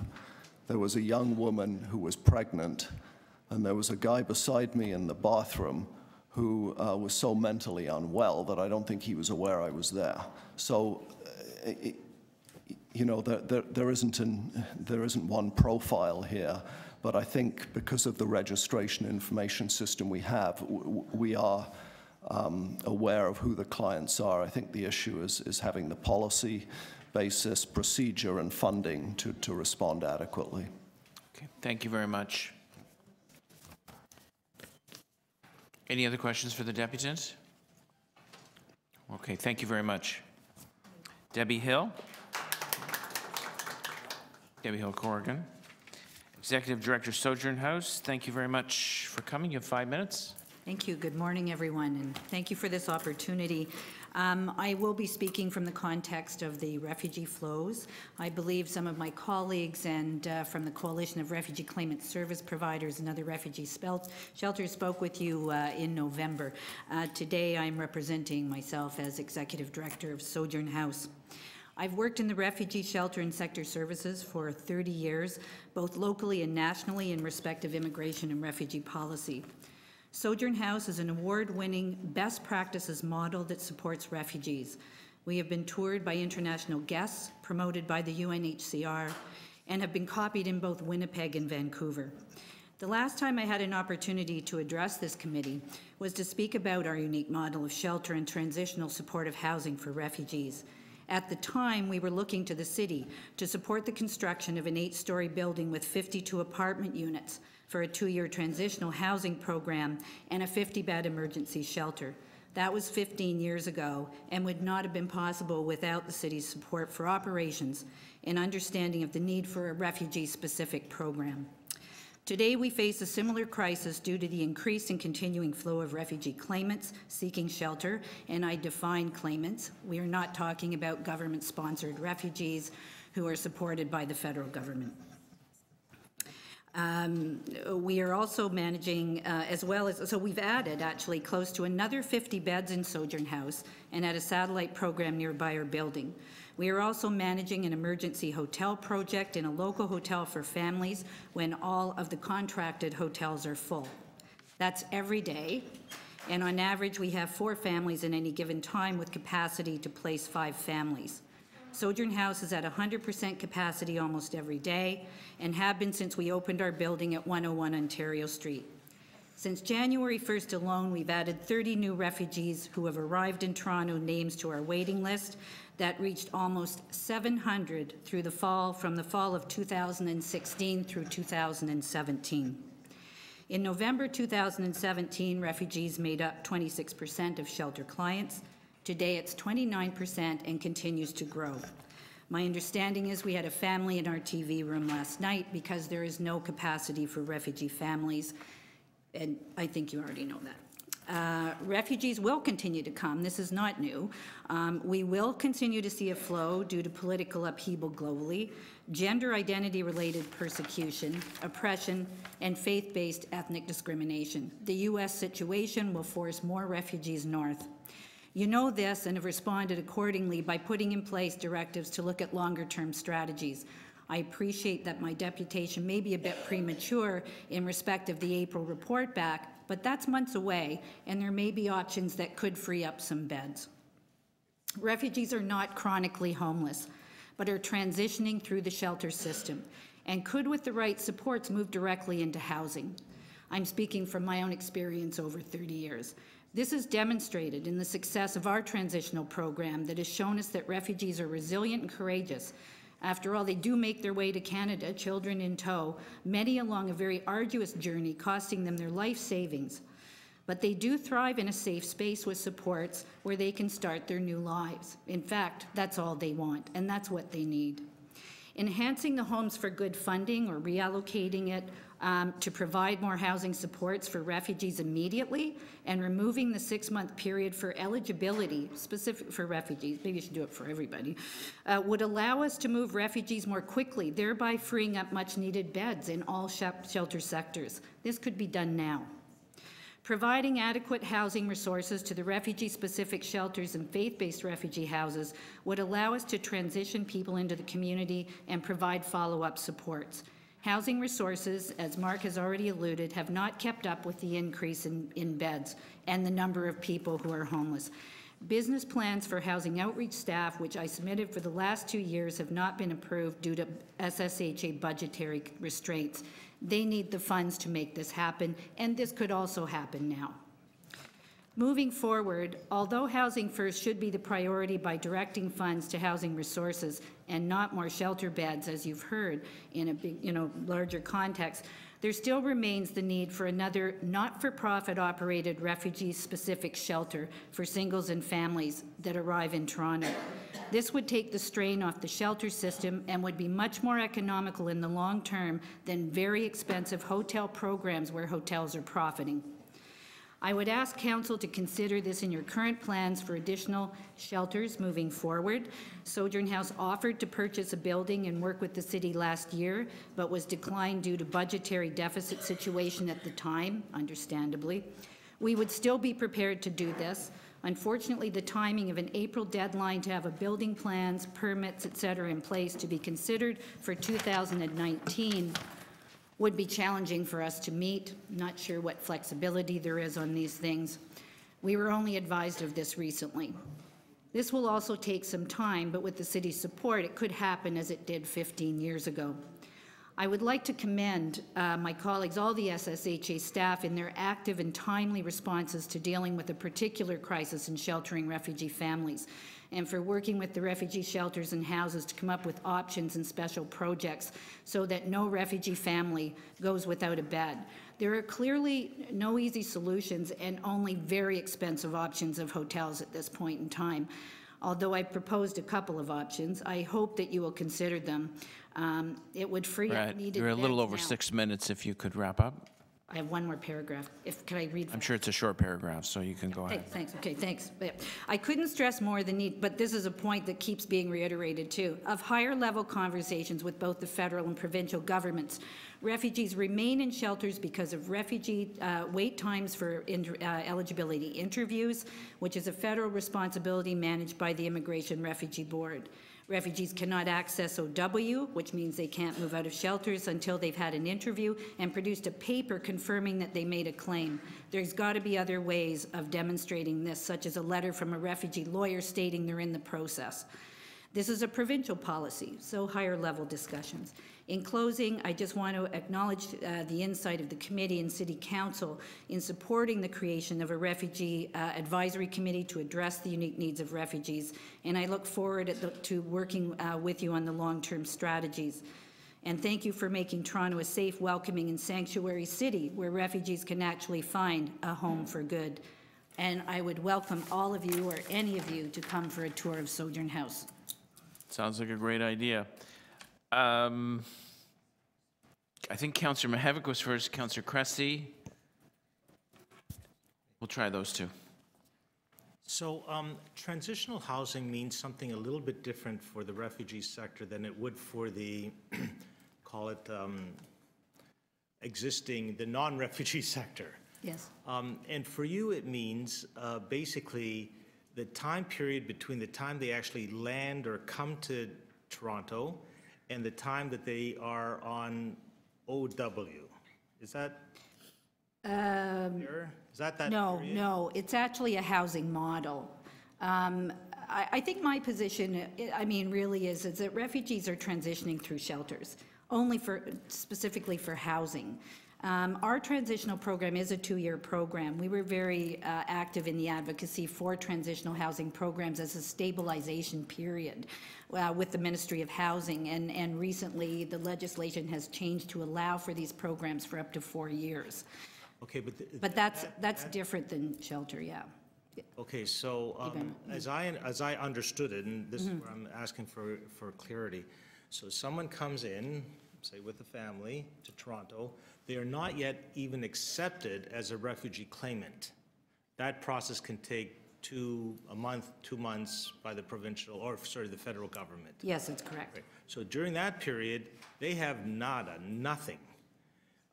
So that's phase one, and we take them in as the port of last call as a city, and we, in good moments, we put them in hotels, motels, and try to get them to be interviewed by the federal government, and then they get a check for their housing needs.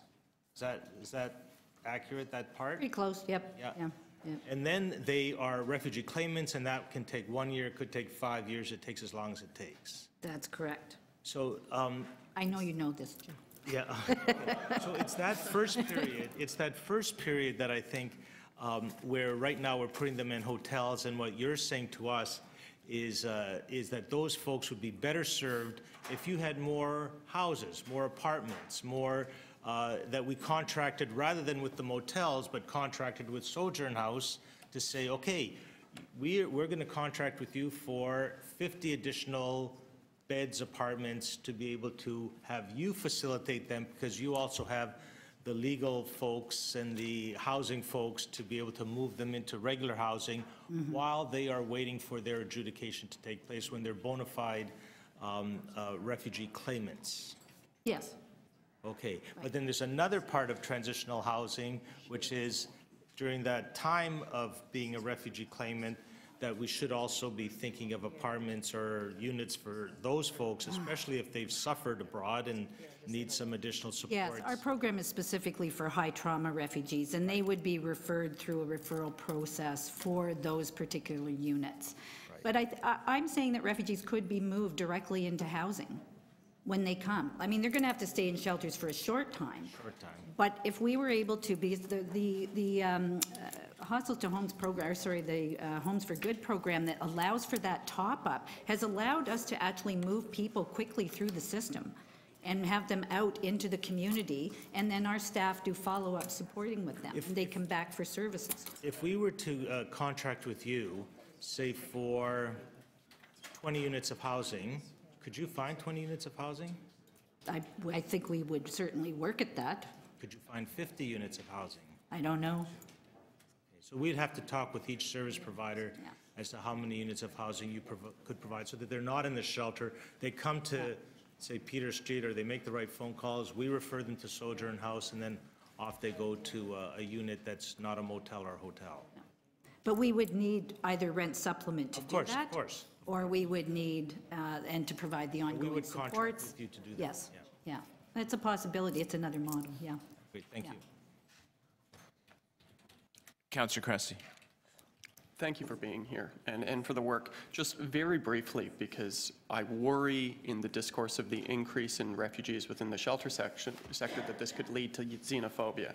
So I just want to put clearly on the record that the position would be that with global instability, our city should open our doors wider, but working with the federal government and the province and the city, we should do a better job of ensuring the supports are here. Is that accurate? Pretty close, yeah. Okay. Well, you have a different way you want to state it?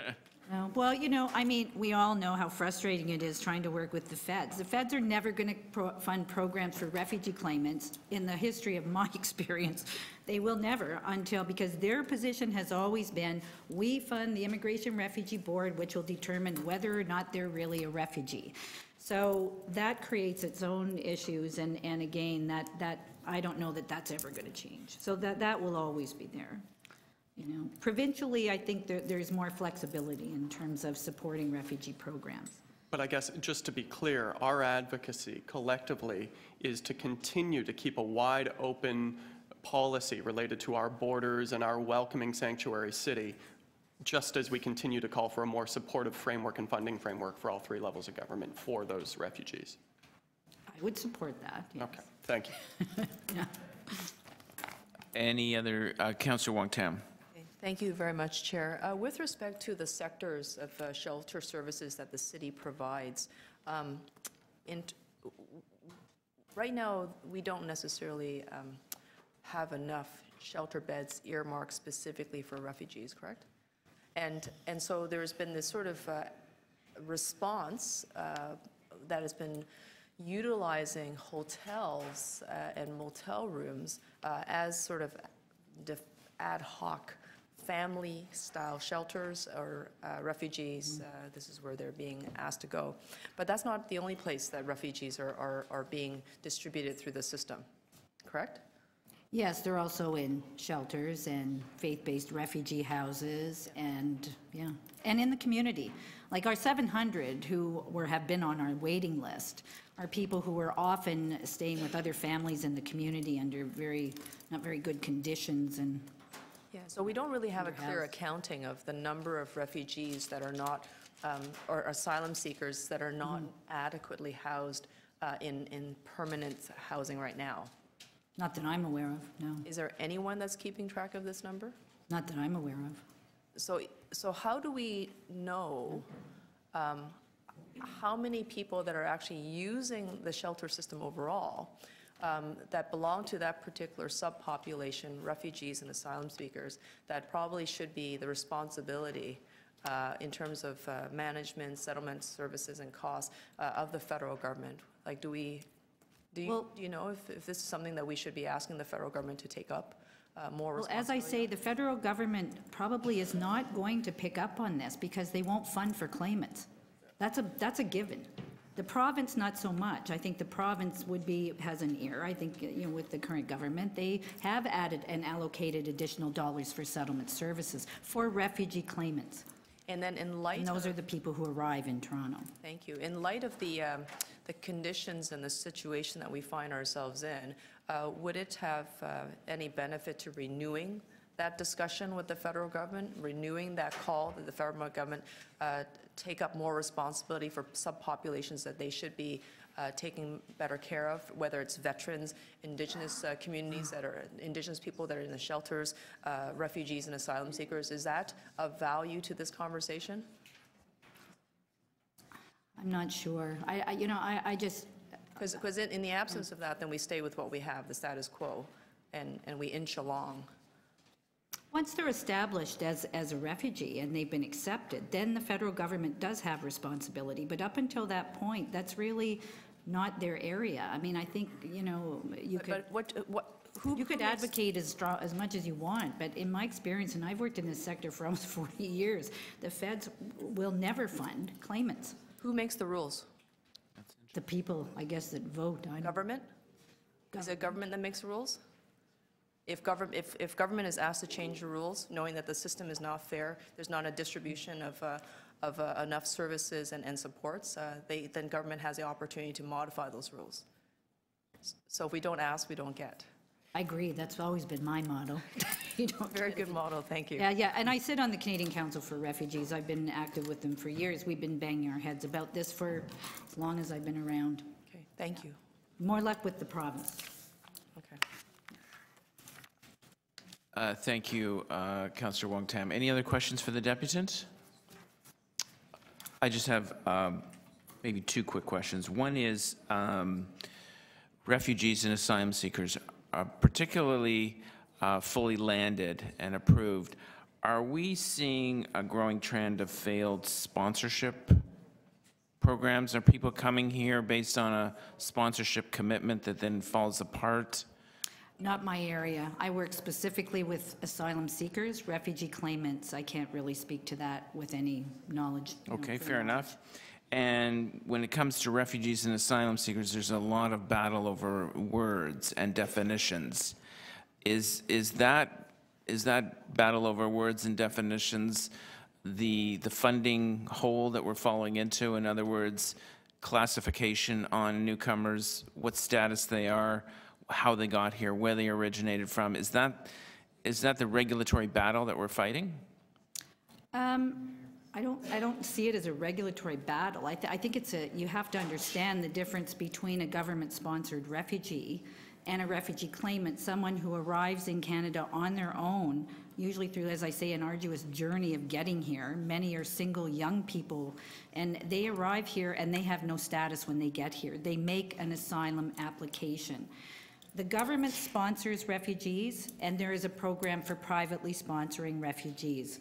And that's funded by the federal government. They support government-sponsored refugees. They're already landed. They don't have to go through a legal process. So they're already landed. So they have access to all government settlement programs. Refugee claimants do not. Not until they're determined to be a refugee going through this very complicated legal process. So they are, in a way, different. Yeah. Okay. And I don't know if that answered your question. I tried. Well, we're in a federal system with a very complex legal framework for how we bring in newcomers and how we fund them in that transitional period. And cities are taking more and more of the burden with the inability to pay. That's correct. For the period until they're determined to be a refugee. And sometimes longer because they can be denied. And then there's an appeal process. And then there's a humanitarian compassionate process. And the city will be paying for that as people go through that process to stay in Canada. Yeah. Okay. All right. Thank you very much. Thank you. Paul Bruce.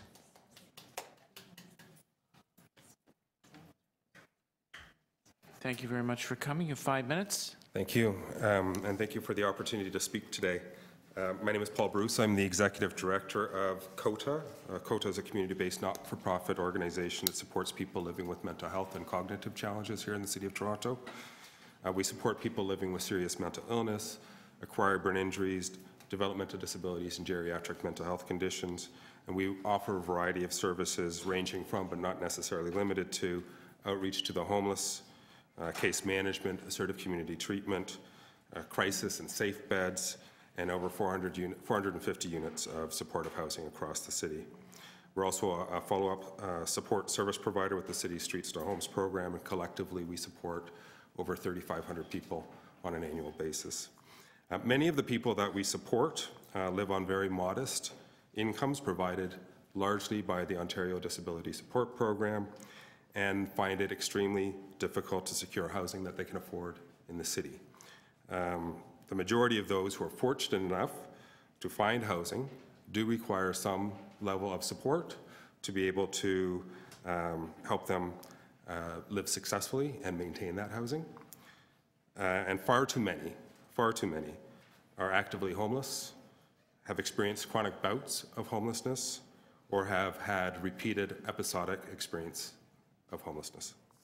The root cause, in our opinion, of all of this is an inadequate supply of deeply affordable rental housing in the city with associated supports.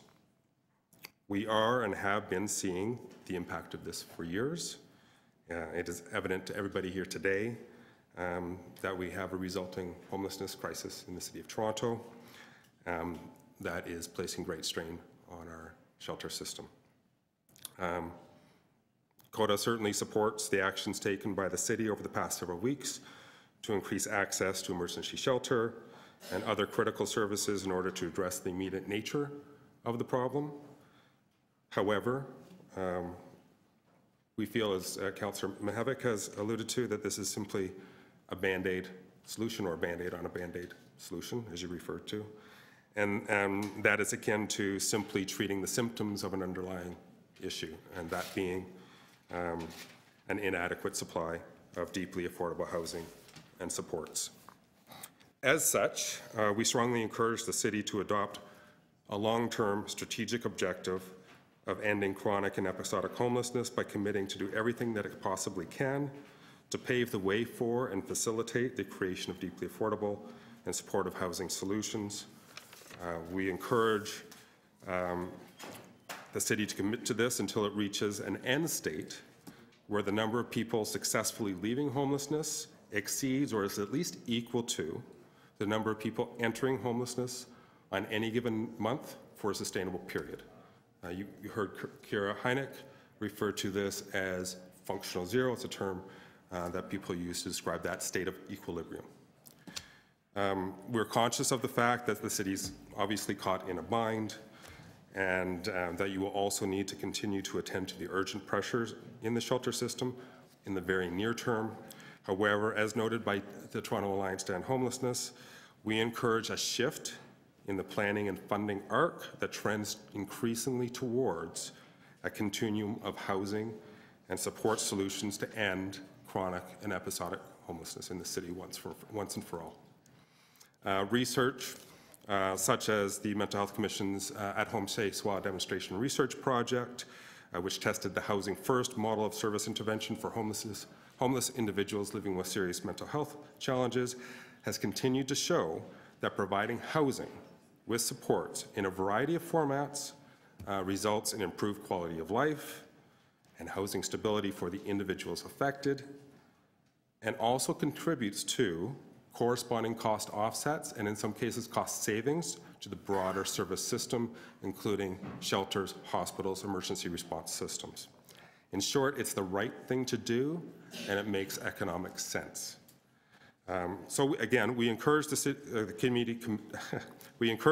to commit to this strategic objective starting today.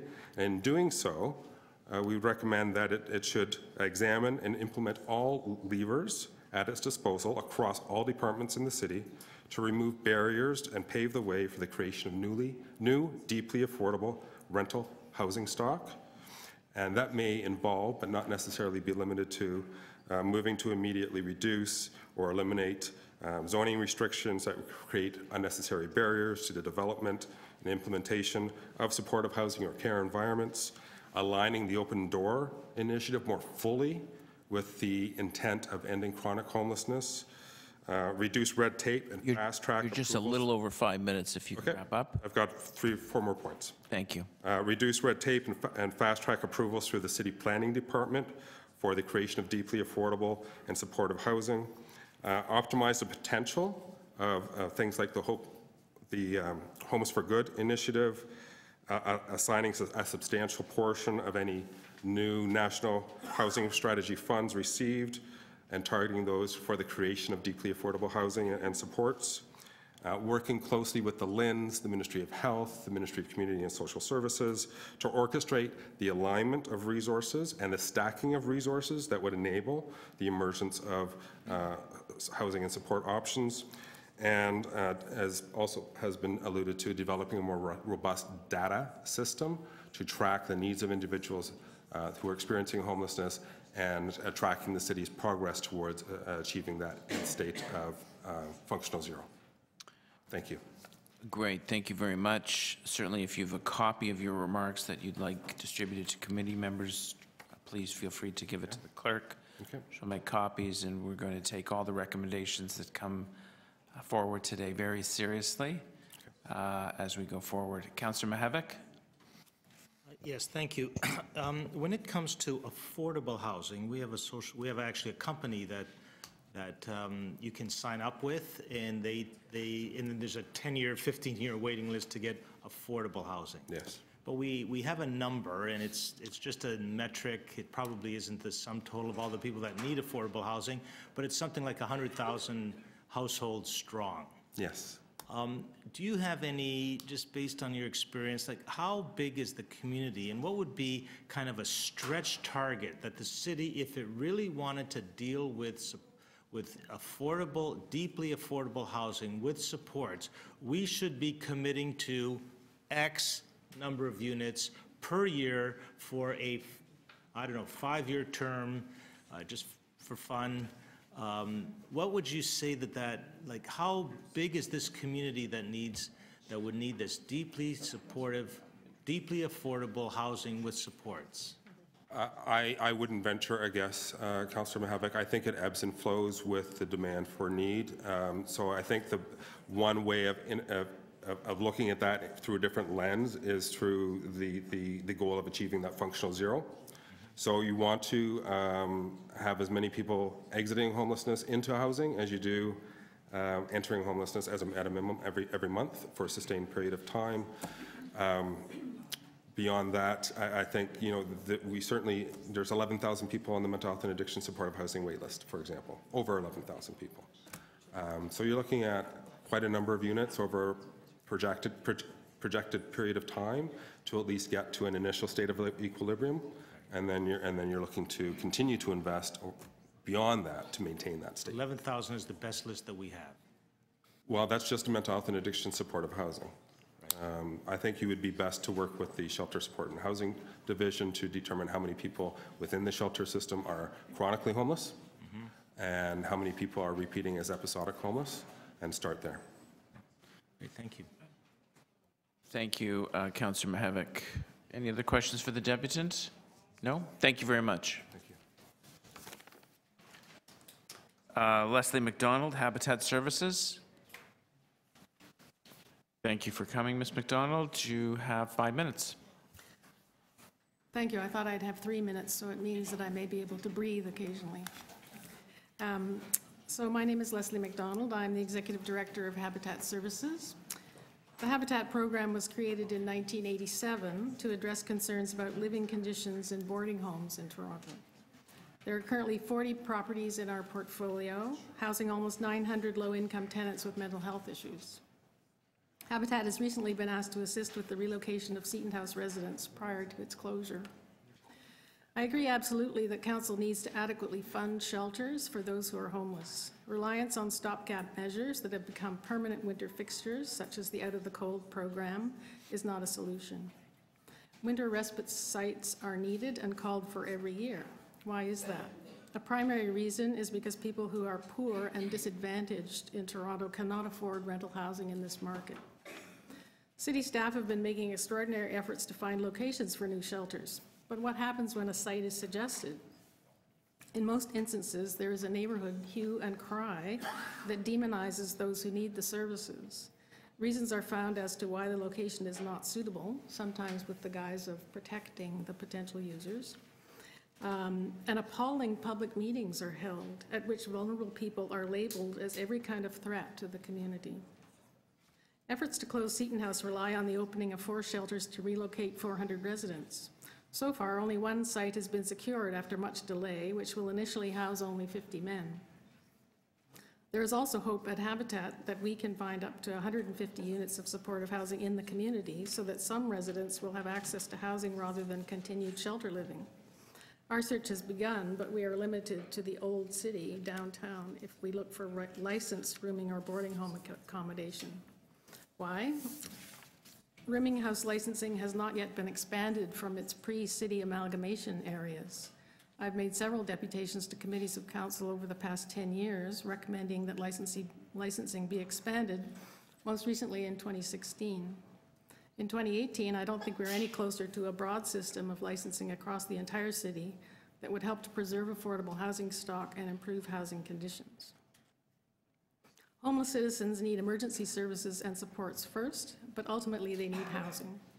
All relevant city departments should be aligned with a goal of increasing affordable housing. This means planning, zoning, licensing, the Affordable Housing Office should all be working with SSHA in efforts to facilitate the development of housing for those who cannot compete in the rental market. Available funding from the provincial and federal governments should be focused on this goal, and you've heard some of the detailed suggestions about that from other deputants. I hope that the genuine concern we've recently heard expressed by the general public about the need for winter respite sites will translate into public support for shelters and for other types of affordable and supportive housing in their backyards. I hope your constituents will convey to you their willingness to help by supporting new shelter sites and housing developments for people who need affordable and supportive housing. I urge members of this committee and of council to be fearless in supporting both initiatives that make it easier to locate emergency shelters across the city and permanent affordable housing options that can be developed with city support. Thank you very much. Questions for the deputant? Councillor Wong Tam. Thank you very much for your deputation. And I take with great interest what you've said. In the local community that I serve, Ward 27, and even our neighboring ward, Ward 28, we have a lion's share of social housing in all its different forms. And that responsibility for this community is quite significant, not just for the service providers, but also for the neighborhood that hosts it. What I'm hearing from you is that if everybody was able to take their share and distribute that, because not everybody needs to live downtown, not everybody wants to be down there, then we're going to be in a better position to provide a stable environment for not just those who are most vulnerable, but also just to make sure that that people can be served where they are. Yes. So with respect to the challenges through zoning, planning, land use development, management of the planning process, I hear you loud and clear about oftentimes that reactionary, angry, NIMBY meeting. What can the city do to eliminate those barriers, put a gold star on your application, and to make sure that the city planning staff stand up every single time and say, it's non-negotiable, it's just part of the way we're going to do business? What do we need to do to change that here? I think I saw in one of the recent committee meetings, perhaps, I forget which one, but I think Councillor Cressy had introduced a motion about asking zoning to report back on as-of-right improvements for shelters. And, you know, really, those meetings deteriorate into, well, I've been to a few, and I'm sure you have as well. And in some cases, there are, you know, people who come out to support a particular project who are drowned out by, you know, the vocal majority in those situations. So I think it just has to be something that is accepted and promoted and supported by council as we need shelters all across the city. If suitable sites can be found, you know, they're not going to ruin the neighborhood, and that kind of message needs to be promulgated, I think. Okay. Thank you very much. Thank you, Councillor Wong Tam. Any other questions for the deputant? No? Thank you very much. Jean Stevenson, Executive Director, Madison Community Services.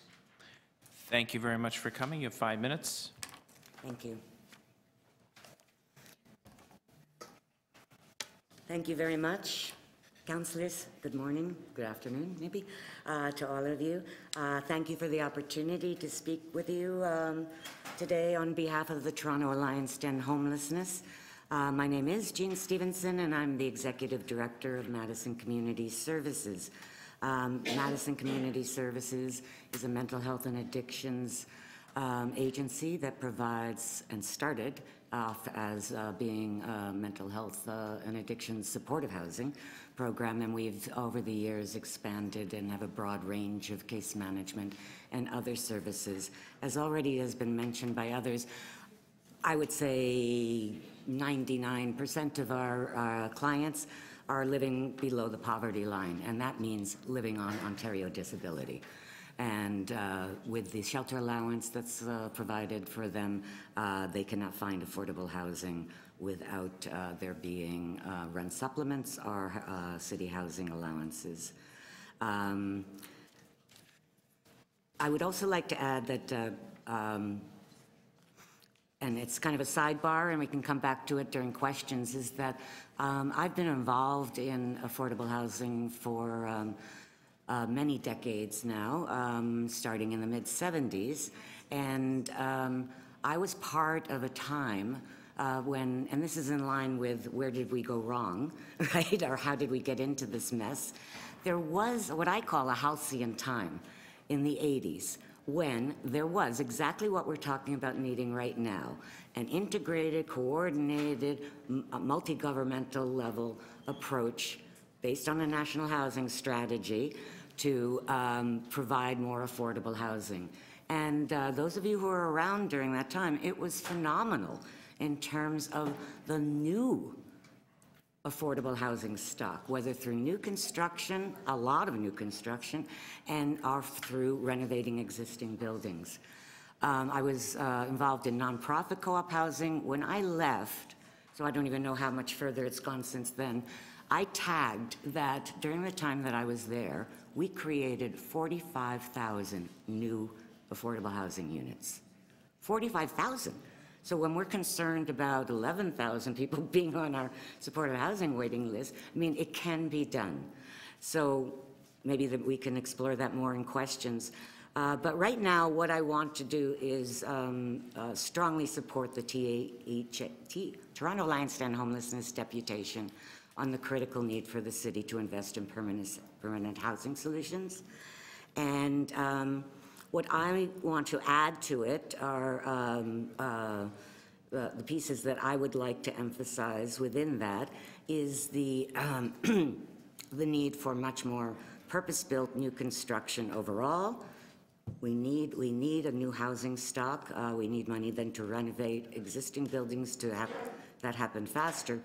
But I want to really emphasize the connection of mental health with homelessness. And there was a homeless person who put it well. If you didn't have a mental health problem that caused you to become homeless, being homeless has caused you to have a mental health problem. So there is such a direct link between the mental health challenges and other challenges such as developmental disabilities. So what I want you to be aware of is that there's some assessments that are really showing this, that are being done in the shelter system, that are showing that 60% of shelter users are suffering from severe mental illness, and they require a high level of support. There's a 29 plus percentage of shelter users who suffer from developmental disabilities, and then often that's added on to the 60% with a dual diagnosis. So mental health and developmental disabilities are often concurrent. So that then leads to the need for, when we talk about the continuum of support that's required, a lot of us supportive housing providers were funded under a variety of different programs over the years, but most of us are getting funding for what we would call low to medium support in the housing stock that we have. Given these statistics and our awareness and the connection with homelessness and our supportive housing sector's commitment to playing a strong role in addressing homelessness, we are working on much more of a on-site, intensive, high support approach. And there's already, many of us are carrying out similar programs right now. What I would like to speak to and ask for you to note down is that if there's so many messages that you've received, so I don't need to repeat them.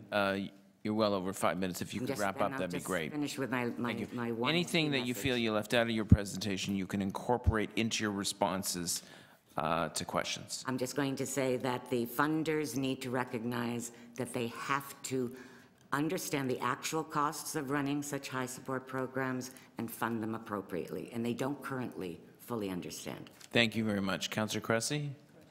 Well, thank you for being here. Just briefly, the 60% figure you provided, that 60% of those living or spending time within the system are living with mental illness. What's the source of that figure? Do you know? The source is that they're with the inner city family health team. There's been a psychologist and a program. And within that program, the psychologist has been carrying out assessments. And he's developed an assessment tool to be able to come up with these percentages to just start to get a fix in terms of. And can I ask, and if you want to just direct us to the inner city family health team, that's fine. But do you know if that stat has been incorporated into a formal report? I just never heard that stat before at that figure, at that high level. Okay, I can arrange for the individual. His name is Dr. Sylvain Roy, and Joe. Yeah. Oh, that's at one shelter.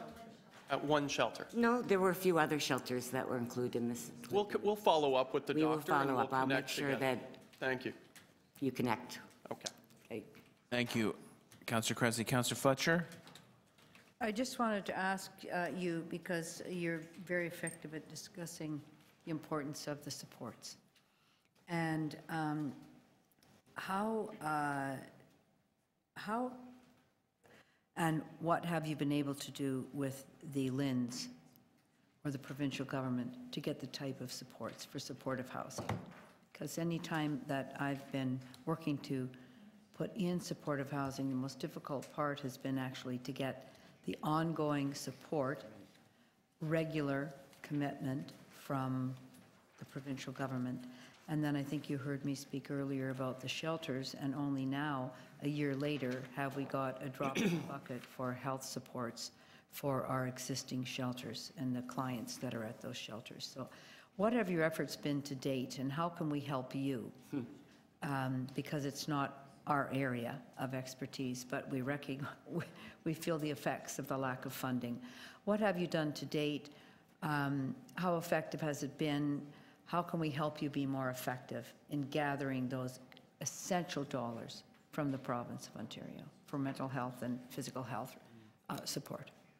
Thank you, Councillor Fletcher, and you're absolutely right. We are not appropriately funded, and messages need to be sent out to the province and to the federal government. And there's hope with the Home for Good funding, the new provincial funding that's come down, that there is some new funding that's coming towards funding support services and providing housing allowances, as well as towards on-site high support housing. The supportive housing, the Toronto Mental Health and Addiction Supportive Housing Network, I was part of leading, soon after I joined it, there was the first provincial, the last provincial election, and we created a position paper and a proposal on investing in supportive housing.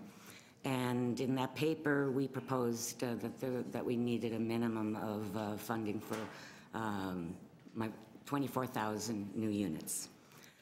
In the end, right now, as it stands, and we're now talking about 3 or 4 years later as that's moved down the thing, the province has committed 3,000 units. That's 3,000 units or 3,000 support workers? No, 3,000 units. I'm talking about the supports that. And combined with support. So I'm interested in how your advocacy has been, what form it's taken, and how we can help you advocate for supports.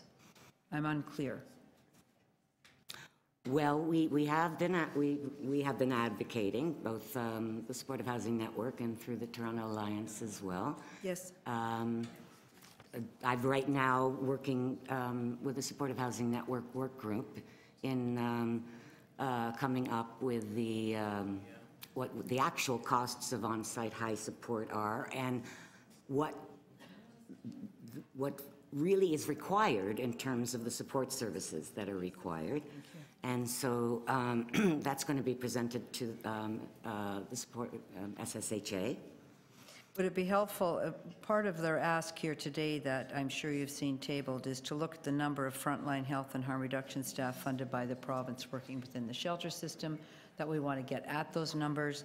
Again, how many are employed by the city, and also looking at the details of the cap that the province has placed on the city regarding shelter beds. So I'm sure you're very supportive of us digging in and getting some of that information kind of on the public record. That would make that more helpful for us to work together. Absolutely. And I would suggest that... Is there anything we're missing there?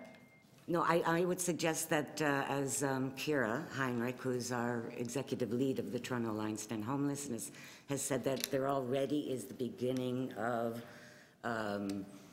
meetings of the Toronto Central LIN, City of Toronto, SSHA staff, councillors, and I would think that that's something for Kira to respond to in terms of the ways in which, how else can the city help in terms of promoting the recommendations that we've basically put forward here.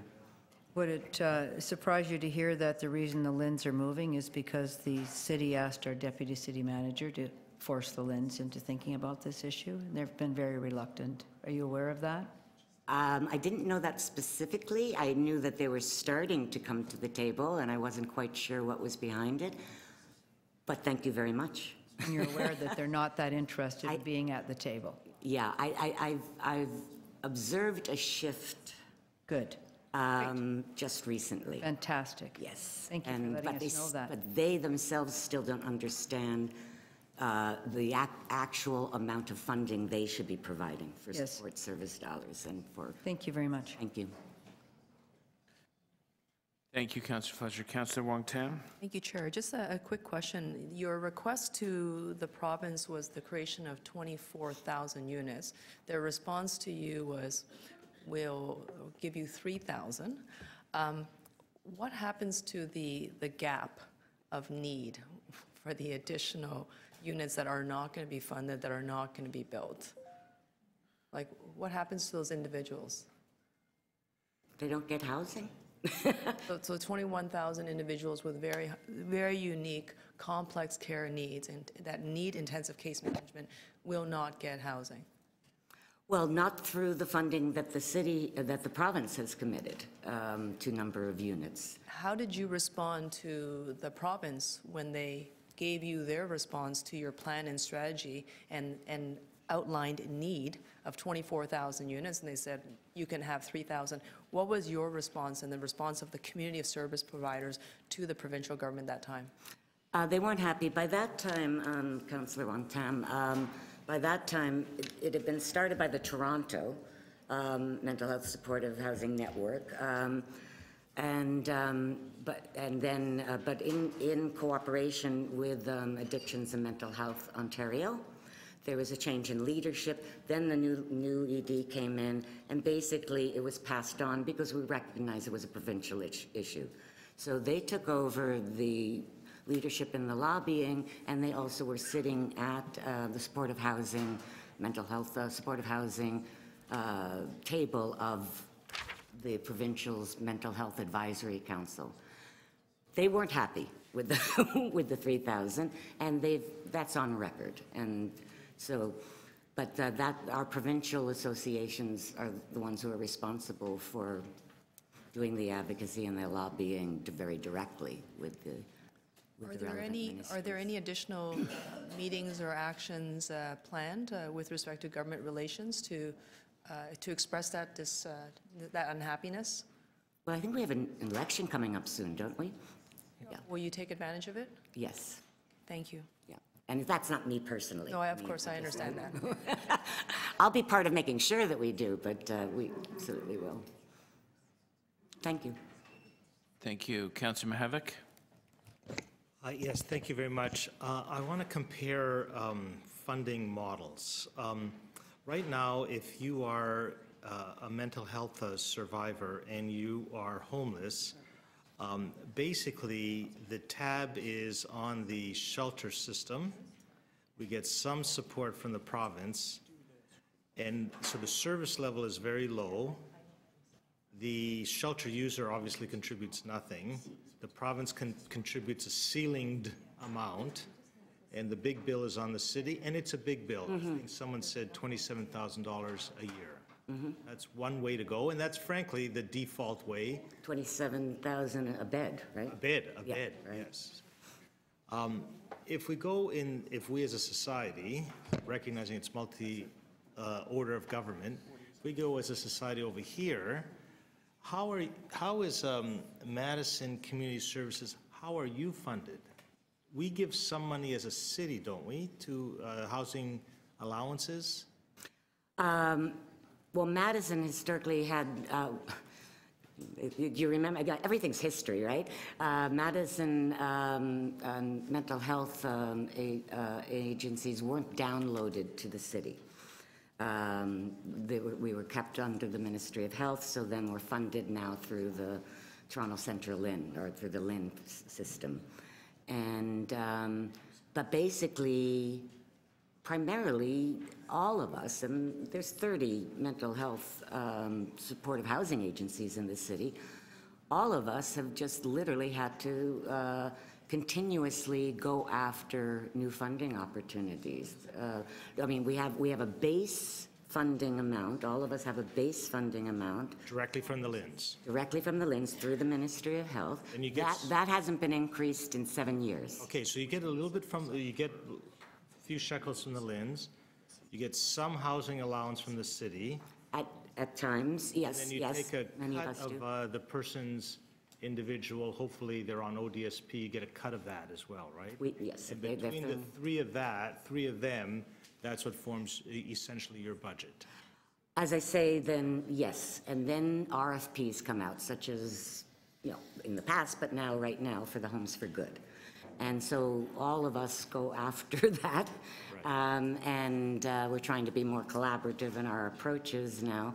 But that's the way it's been. It's, Madison was the first mental health supportive housing agency in Toronto in 1977.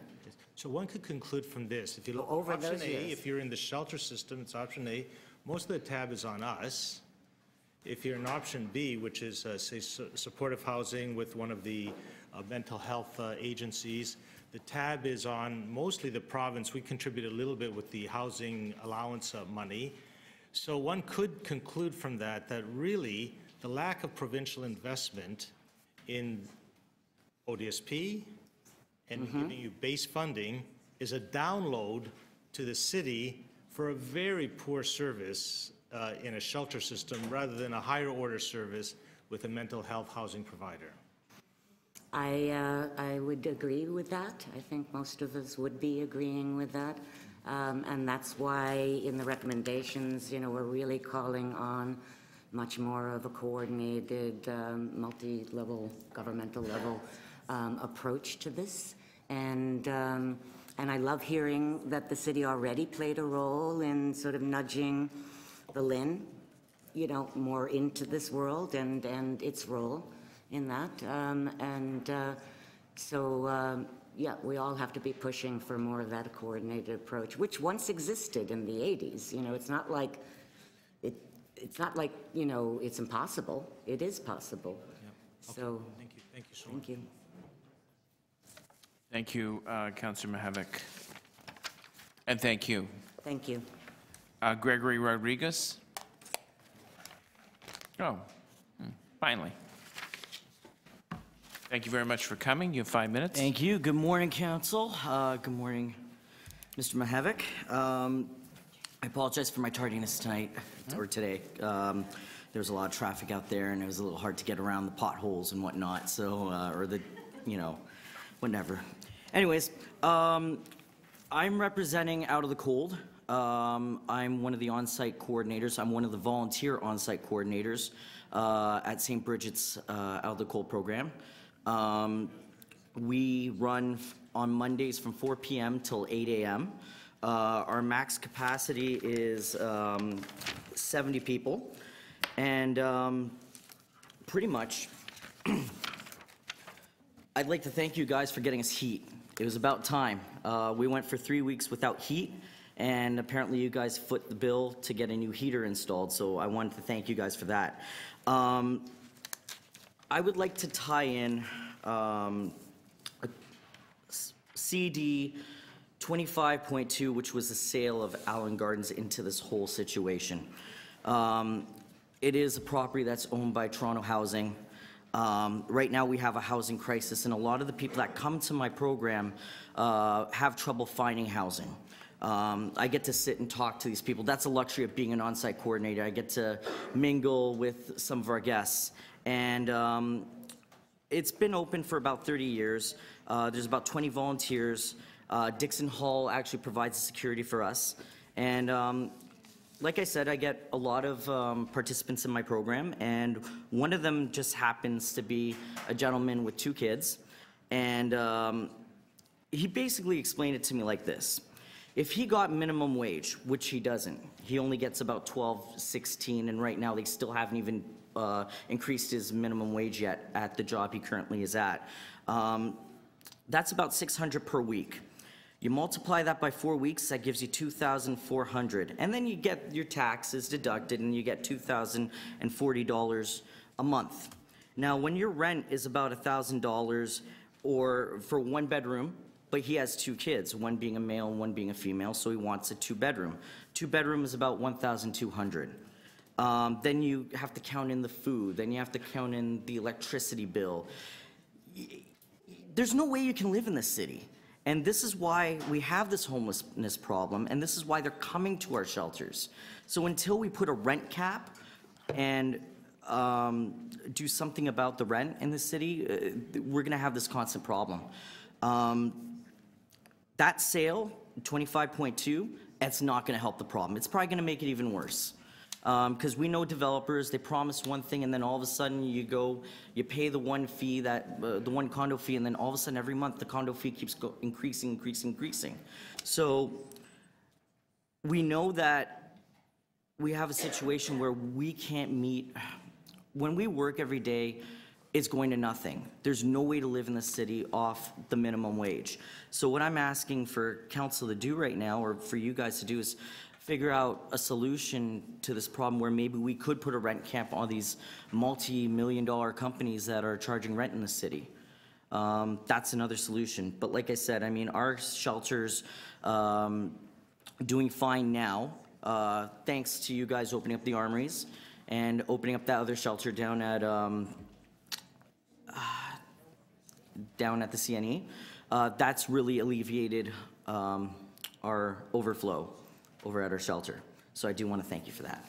I guess I'll take some questions now. Councillor Mihevc. Just a quick and perhaps rhetorical question. You are aware that the City of Toronto has no ability, as much as we would like to control rents, that rent control is actually a provincial function.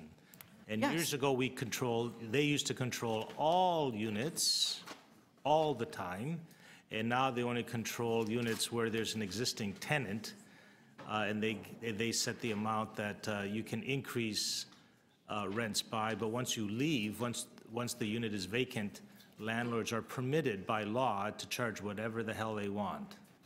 Yes, and I'm also familiar. It's not a city issue. That piece is actually totally a provincial issue.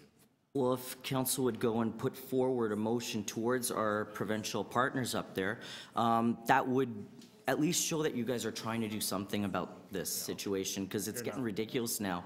I mean, you guys have a budget. I understand you only have a certain amount of money, and it's not your fault, but you guys got to go to our federal partners who keep preaching, oh yeah, we're going to give you money, we're going to give you money. Well, where is this money? I mean, I was looking at the budget. I think some of the monies that are coming from the federal government, it was maybe 1%, and then there was 17% from the province. I'm not sure if my memory serves me right, but that's what I was looking at. And that's totally unacceptable for this kind of a city of this magnitude, at least in my eyes. Any other questions for the deputants? Councillor Davis? Hi, how are you? Not bad. We chatted in the middle of that cold spell. Yes, we did. Yes. So I didn't realize you had a bigger program that provides other kinds of supports. So you're working with, I heard you say, Dixon Hall. What Yes. is it? So Dixon Hall is running out of the cold program from Hayworth House on the Danforth. No, that would be St. Catherine's Siena Church. Yeah, you're at St. Catherine's Siena Church. Yes, Yes. that's correct. And they just provide the security, and they have provided us a nurse finally, and that's great news, but we do need supplies there. The nurse needs supplies. And I was aware that Bill told me that you were going to be showing up at one point, and I welcome you to come by. You'd have a lot of fun. A lot of our clients are great people, Yep. and you'd actually understand where they're coming from. When I just spoke about a gentleman by the name of Peter and his kids, that's just one of the stories. You'll hear a ton of stories if you actually sit and talk to these people. Yeah, so one of the issues is that you're just Monday nights. Yes. And then they all troop off somewhere else for Tuesday night, somewhere else for Wednesday night. So the Out of the Cold program, while you're all doing your best to serve a very large and seems to be growing homeless population, street homeless population, do you think that we ought to be doing more to make these kinds of services permanent and have permanent transitional housing in addition? I would welcome that. Yep. I mean, I would donate a lot more of my time too. I have no problems doing that. All of us actually over there are volunteers except for the Dixon Hall staff. And I'm pretty sure the Dixon Hall staff would love to work there every single day. St. Catherine Siena Church is not even in use right now. It's just sitting there vacant, and that would be a perfect spot to have a permanent shelter there. I'm pretty sure the Archdiocese would make a deal with you guys. Yes. Do you know that the question of using churches for various public uses is something that we haven't really tackled? And there are many churches that are closing, and this one is closed. So, yeah, I mean, there are options there that I think need to be explored. Absolutely, especially me being a Roman Catholic. I don't understand why our diocese hasn't even talked to you guys. I mean, as a Catholic, we should be giving back to our communities, and I don't understand why our bishop hasn't even stepped forward to offer that. Yeah, well, So I we do know apologize. that Red Door Shelter, for instance, at St. Bridget's, was a very good example of the Catholic Church stepping up and providing a facility for to assist women and their children. Absolutely. God bless Sister Susan. She's the one who started it at St. Michael's 30 years ago. Yes, thank you. Thank you, Councillor Davis. Councillor Fletcher. Thank you very much for all of your volunteer work. And I just want to be clear, the St. Bridget's Church, that's not where your Out of the Cold program is working. No, it is not. But it's with members of the church. Yes. So members of St. Bridget's have an Out of the Cold program that's running out of St. Catherine's, Siena. That's correct. They own the property over there. And that's at Danforth and... It's 1099 Danforth Avenue, which is What's the cross just street after Danforth and Greenwood. So it's just east of Danforth and Greenwood. West. I'm sorry, I Yes. get No worries. west. Yes. Oh, yeah, it's right there, just down the street. Yeah, That's it's east of the Donlands. at near Dawnlands. And that is it a closed church right now? It's a closed church, that is correct. How long is it, so it's not in operation? It hasn't been in operation for years. You're kidding me. Not kidding. And how long have you had that great program running out of there? For 30 years. 30 years when the church was open, and now it's closed. Yes. And they've managed to let you continue to use that site. Yes. And the Sisters of Life run a shelter program for pregnant mothers and abused women out of that facility as well, but they are leaving and going to a facility at Bloor and St. George. So there's two programs so they're leaving, and that would just leave you out of the cold Monday night. So that might be a great site for a permanent shelter since it's already being used. It would be perfect. And for the city to purchase that site, Yes? and you would support that and support us in making that happen? 110%. I'm counting on you now, because I'm going to move that motion today.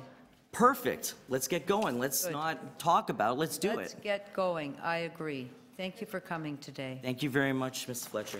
Thank you.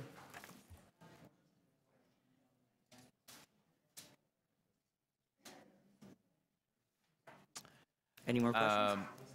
Any other questions for the deputant? No? Thank you very much. Thank you. Maurice Andabago? Adamno? I do apologize if I've mispronounced that. Thank you. Adamo. Yes. Adamo. Okay, I'm going to try to be quick. I have a state. My name is Maurice Adongo. I am from Street Health. That's where I work at Dundas and Shabam. And I do outreach work, and I work with people with mental health issues. So I have a statement signed by 16 agencies that do frontline work, and I'm going to read that statement. But I just wanted to make one observation, and then I'll go to the formal statement, which will be circulated.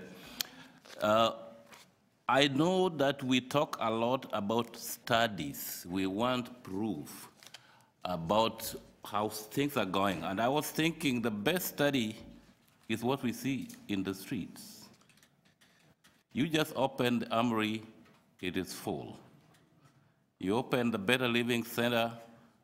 Mark Aston from Fred Victor told us they had 174 people last night.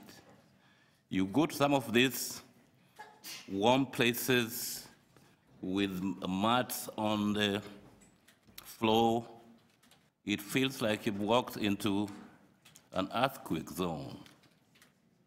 It is terrifying. And if it's an earthquake zone, you've got a traumatized society dealing with a tragedy. We have a permanent earthquake zone. It is frightening. And so if you want evidence, it is in the streets. And we are seeing it every day. Now I read the statement. And this is from 16 agencies. The state of the shelter system is in a complete crisis. Agencies, advocates, community groups, individuals with lived experiences of homelessness have attempted to draw council's attention to the dire and reprehensible state of the shelter system for years to no avail.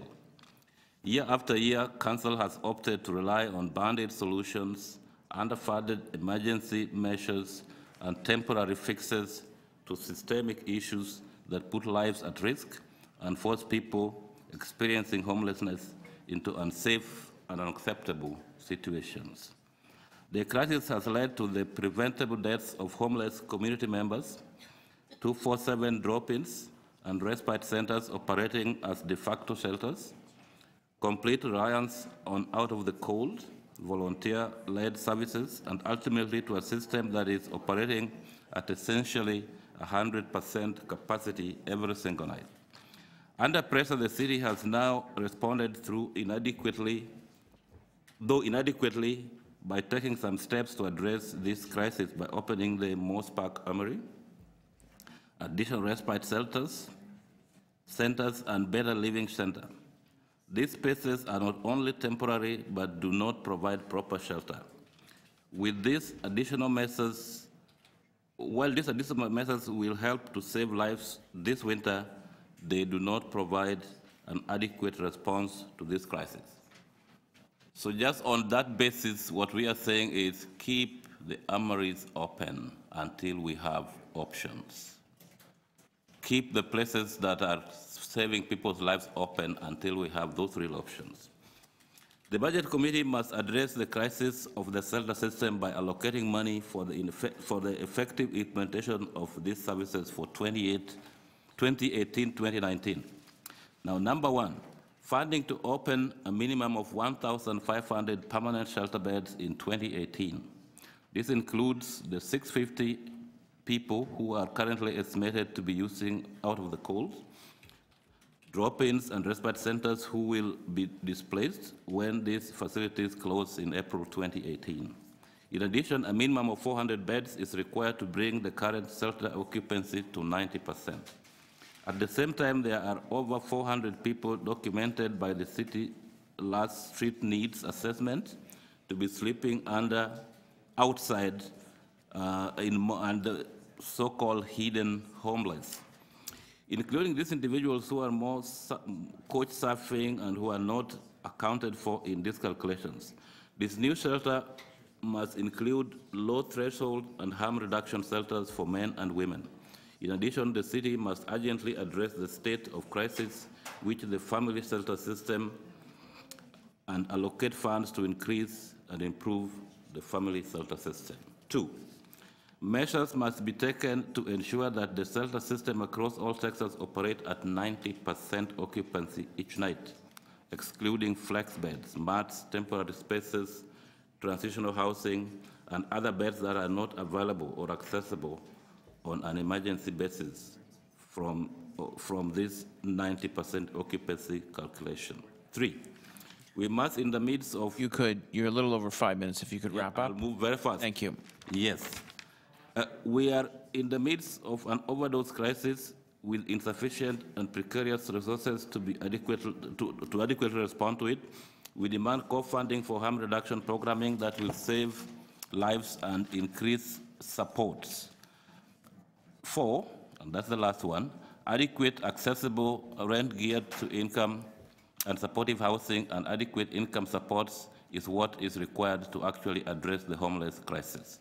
Now, the names of the agencies that have signed this are Street Health, Sistering, Regent Park Community Health Center, Toronto Drop-In Network, Parkdale Recreation Center, South Riverdale Community Health Center, Parkdale Queen West Community Health Center, HouseLink Community Homes, Sanctuary Toronto, Inner City Family Health Team, Women's Habitat of Etobicoke, St. Stephen's Community House, Regeneration Community Services, Haven Toronto, Canadian Harm Reduction Network, and Soundtime Support Services. Thank you. Okay, thank you very much. Councillor Cressy. Morris, thank you for being here. Yes. And for being such a relentless advocate on this. Could I try and summarize, and you tell me if I have it right, all the recommendations into 3 groupings? Yes. Can you tell me if I have this summary right? In the short term, keep the spaces, the respite and drop-in spaces, including the armories, open and improve them. Yes. As soon as possible, build adequate new shelter beds, as well as alongside increased harm reduction and health supports within those permanent shelter beds. Yes. And as soon as possible to build proper affordable housing, supportive and transitional housing. Yes. Would that be an adequate, accurate short-term, and then as soon as possible, as soon as possible? I don't want to say medium and long-term. Yeah, I think that's accurate assessment of the document we have presented. Okay. And just to reaffirm, the list of signatories to that are every single one of those frontline providers who are living and breathing this issue today? Yes, they are. Thank you very much, Maurice. Yeah.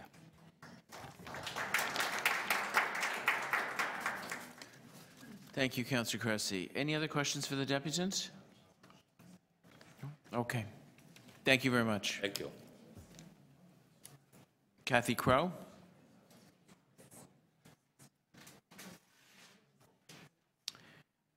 Thank you very much for coming. You have 5 minutes. Thank you very much.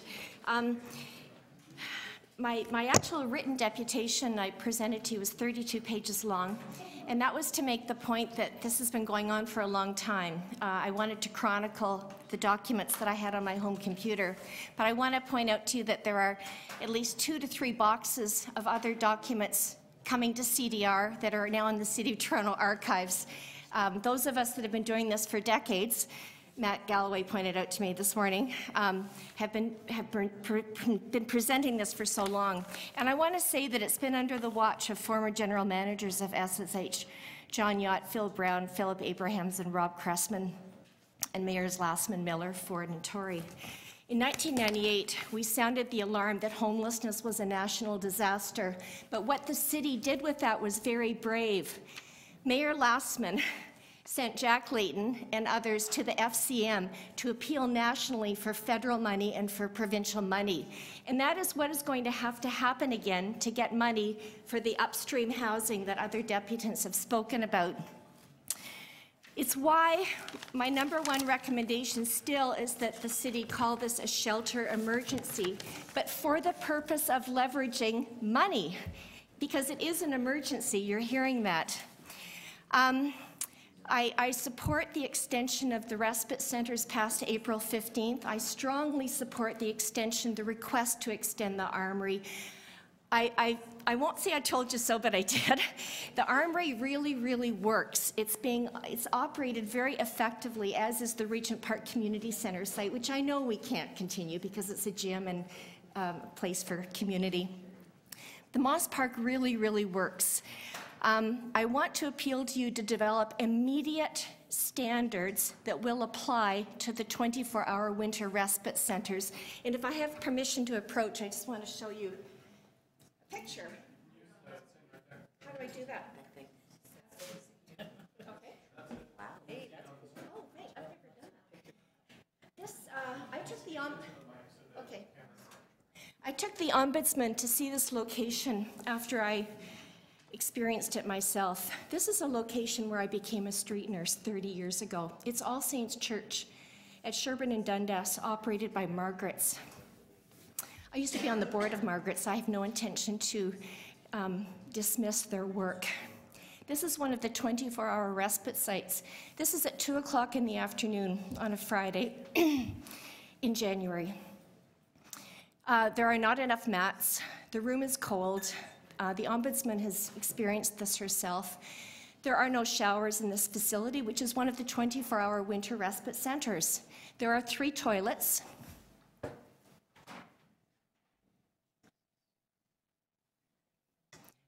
Two of which were working.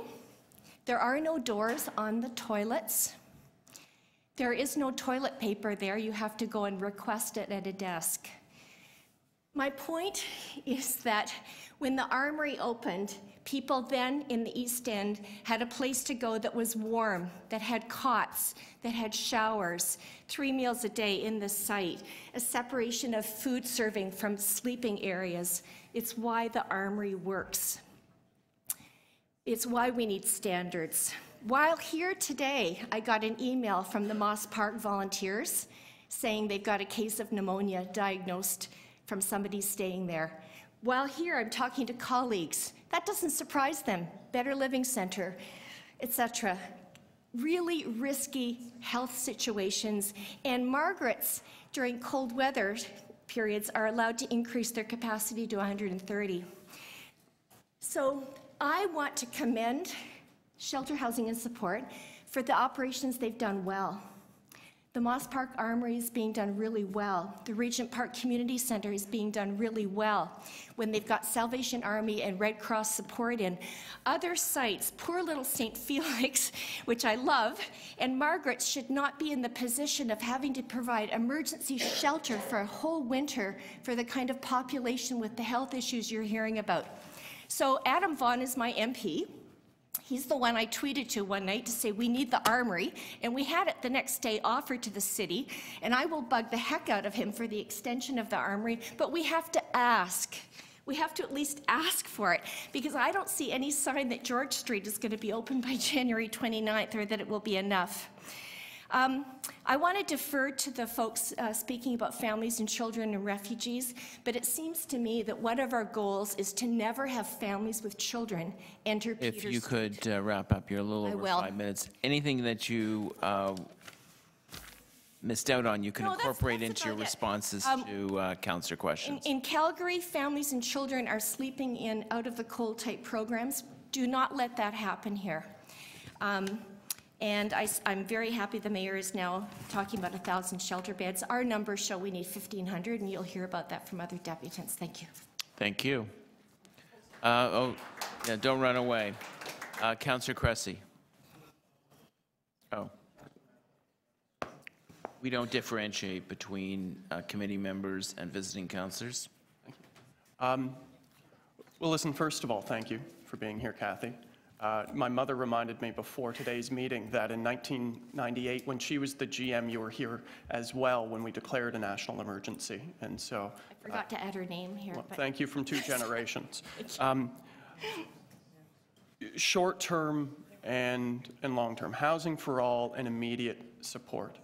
In the short term, getting to the point where people, I see the photos gone, have the dignity of staying in a place that's not going to exacerbate vulnerabilities. Mm-hmm. What do we need to do immediately in the short term? Beyond just making sure that the spaces are open, what do we need to do in the immediate, besides the upstream housing we need to get to?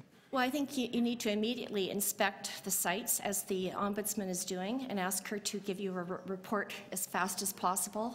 We need immediate opening of other locations so that we can decrowd some of the large facilities. I can only imagine Better Living Centre would operate better if it was a smaller number, but we can only do that if other sites open. We need some housing and rent supplement money so that targeted populations can be moved into housing really fast, and that should be achievable. The Canada Housing Allowance won't begin until 2019. I think we should be fighting for some of that money earlier rather than later.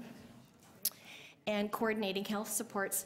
A critical thing I promised Rafi Aaron that I would mention is that in the 31st year of the Out of the Cold program, that group of centers, faith centers, still do not have cleaning standards provided to them by the city. And I know they've been in extensive discussions with public health and SSH for that. As Rafi said, he got a 90-page document from Toronto Public Health that he doesn't have time to read.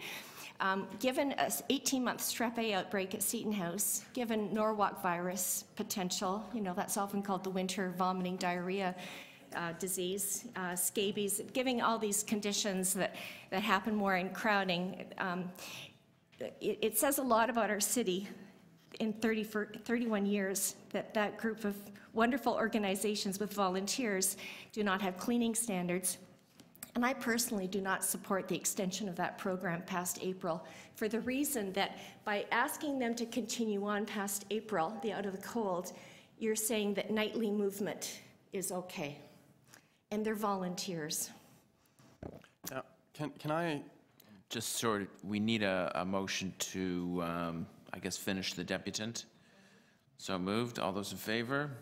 Carried. So we'll finish up with this deputant, then we'll break for lunch. So in the immediate, as we address what is a very real emergency, as you've called it, improvement of the standards within the sites we have, adequate space, warm spaces, washrooms, bathrooms, cots, all of the above. Can I, in your review of the spaces, because I know along with other frontline providers, you've done that review, what kind of wraparound supports have you witnessed firsthand in these spaces, whether it's LIN staff, TPH staff, others, you know, on mental health supports, harm reduction supports, housing placement supports? What is on the front lines have you seen? So what I'm hearing and seeing is that the centers themselves that want to welcome wraparound health supports in are having challenges finding them. Right. So for example, Street Health, which is at Sherbourne Dundas, goes to the Better Living Centre in the CNE. And that's because there's some resistance, and I'm assuming lack of funding by the local CHCs, for example, to be there. And there certainly is a role for public health nurses, given what I've been telling you about infectious communicable diseases, to be in those locations. So it's a goal, but we're not there yet. Now, can I bridge from the immediate and that we've discussed to where we need to go? Yeah. The upstream housing, as you've described. we need to provide permanent shelter beds at an adequate number with the proper supports around them. But you reminded us in preparations for this winter last spring that shelters on their own are not the solution. Rather, we need those transitional housing, supportive housing supports. And so can you speak to, because there are some out there who don't understand that shelters, while we need them, are not the solution. So how do you see the upstream housing connecting with the need for permanent shelters? Where's the synergy there? Well, I just don't think the city, as a city, you're going to see much housing money until you start really yelling and declaring it a shelter emergency. Right. And that's the way that the money will be leveraged. That's what happened in the past. So I just see it as being very far away that we will get some housing and construction sites, you know, on the go. It's incredibly challenging. You all know that.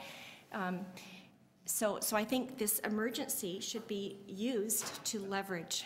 And so would it be fair to say, from your point of view, that You could. as a city, and this will be my Last final question. question, that we have a moral obligation to provide as many and as dignified as possible permanent shelter beds, and at the same time to do everything in our power to ensure that the upstream housing is provided? Yeah, and I would urge you with the mayor's letter that's going to council to make a motion around the right to shelter in this city. Right now, there is no right to shelter. The fact that over 700 people have come in who normally would have been described as people who choose to stay outside, but guess what? They come in when you provide facilities for them to come in. Thank you, Kathy. So thanks very much. Thank you, Councillor Cressy. Any other questions for the deputant? Councillor Wong Tam? Thank you very much, Kathy, for your deputation. Picking up about the quality of conditions at both St. Margaret's and Felix, so those are the notable ones downtown that you are aware of, where you showed us those photos. Is that, would you say that those photos are the exception to the rule, or perhaps it's the worst case condition, or do you think it's on average what we're seeing? It's the worst that's come to my attention. And then the best is the best. The Regent Park Community Center is the Cadillac. You know, it was beautifully operated by emergency management. They have lessons to give to other providers. It's why I'm calling for some form of standard. Like, are there cots, are there not cots? Metro Hall, when it opened, shame on the city, Metro Hall. First night, no cots, no mats.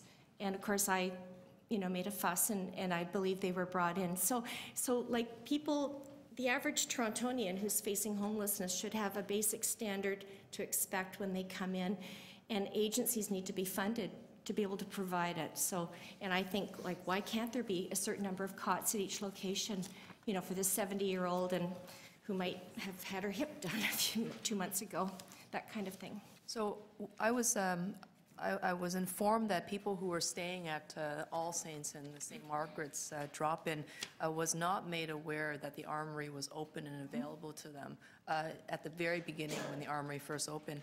Is that something that you had also become aware of? Yes, we were told that by staff, that their policy was only to refer on once they reached capacity. And outreach workers went out on that weekend on their own time to get the word out, because by going into the Armory, they had warmth, which they don't have in that church. They would have a cot and just a better facility. So workers both at St. Felix and Margaret's eventually began to give in to do that. I don't know what the city policy is, though. So the request that we have in the open letter was specifically to extend the winter respites, the warming centers, the 24-hour drop-ins. I did not include in that open letter a request for an extension of the Armory. You're saying that should be in there. Please. So if we extend the Better Living Center, if it's available, then is that, can we not include the Armory at that point? Well, I think you need something in the East End, but you can also ask for the Fort York Armory. Okay. It's still on, hopefully that's still a potential discussion for Plan D or something, Fort York Armory, because the Better Living is potentially closing for the bike show. Let me ask you about the York Detention Center, which we now know is 3 354 George Street. The province has stepped in, and I think they're hoping that should that facility become open, then there is no requirement to, they can hand back the armory. Would that not be a satisfactory replacement? I think if we hear more information about it potentially, right now we don't know the numbers. Well, we've heard, began with a very low number and then it increased to 75. There's over 100 now at the armory. The locations, I think there would be some people feeling safer going into the armory.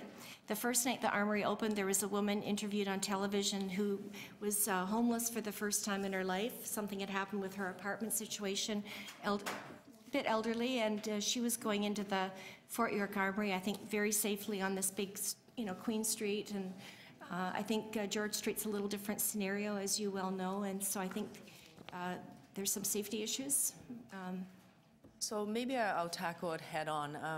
The National Defense, the Ministry of National Defense is very clear that it was not going to be an ongoing supply of the armory. You could have it for a limited period of time. They do require it for active military use and I guess deployment and training of the reserves. How should we respond to the federal government when they push back and say, I don't think that you can have it for these other reasons because you need it for other purposes, military purposes and so forth? Well, I think you can still ask, and you can ask what else will they offer and provide then, because they are the source of this problem. We haven't had a national housing program since 1993, and they know that, and they're making promises, the National Housing Strategy, but I don't see the funds yet, so how will they help? And what can they do to accommodate training or whatever happens over at Fort York instead, perhaps? I don't know. I realize accommodations were made on their end, but the city is in crisis. All right. That was the last question. Okay, thank you. Any other questions for the debutant? I just have a couple. There's sort of a follow-up to Councillor Wong-Tam's. I guess one of the debates through the media and through the political quarters at City Hall was the risks of using third-party sites that we do not control for shelter purposes. And I think, would you agree that we're now facing the number one reason why you don't use third-party sites, because we're facing an eviction notice for the 29th of January? Well, you've got a real estate department of I don't know how many people. I feel like I was the one that found you the Moss Park Armory. I mean, I think you have to ask your real estate people for city properties. I can't answer that. You're using third-party locations for Margaret's, for St. Felix, Better Living Center. It's a problem, but it's a problem that stems from a long history. It didn't just happen overnight. But those are long-term service agreements. The problem with the armory, which you advocated strongly for, was it is an ongoing operational military installation. Right. And I ask you whether it's fair to people whose lives are very insecure, whether people are homeless, medical issues, mental health, whether we should contribute to that insecurity by telling them that this place is closed if we can't extend it. Yeah. Well, I would urge you to consider expropriating locations like has been done in the past for Street City and Ataratiri. I mean, you have to look at some severe measures. And, this didn't just happen this winter. We've been coming to you, as I said, for a long time, so. Right, but it was your voice that wanted the armory, and now we're in a mess. I don't regret it one bit. It's worked. Well, we have to tell those people they no longer can stay there. And you can find something else for them. We will have to, yes, and we're working on it. All right, thanks very much. Thank you. We'll recess till 1:30.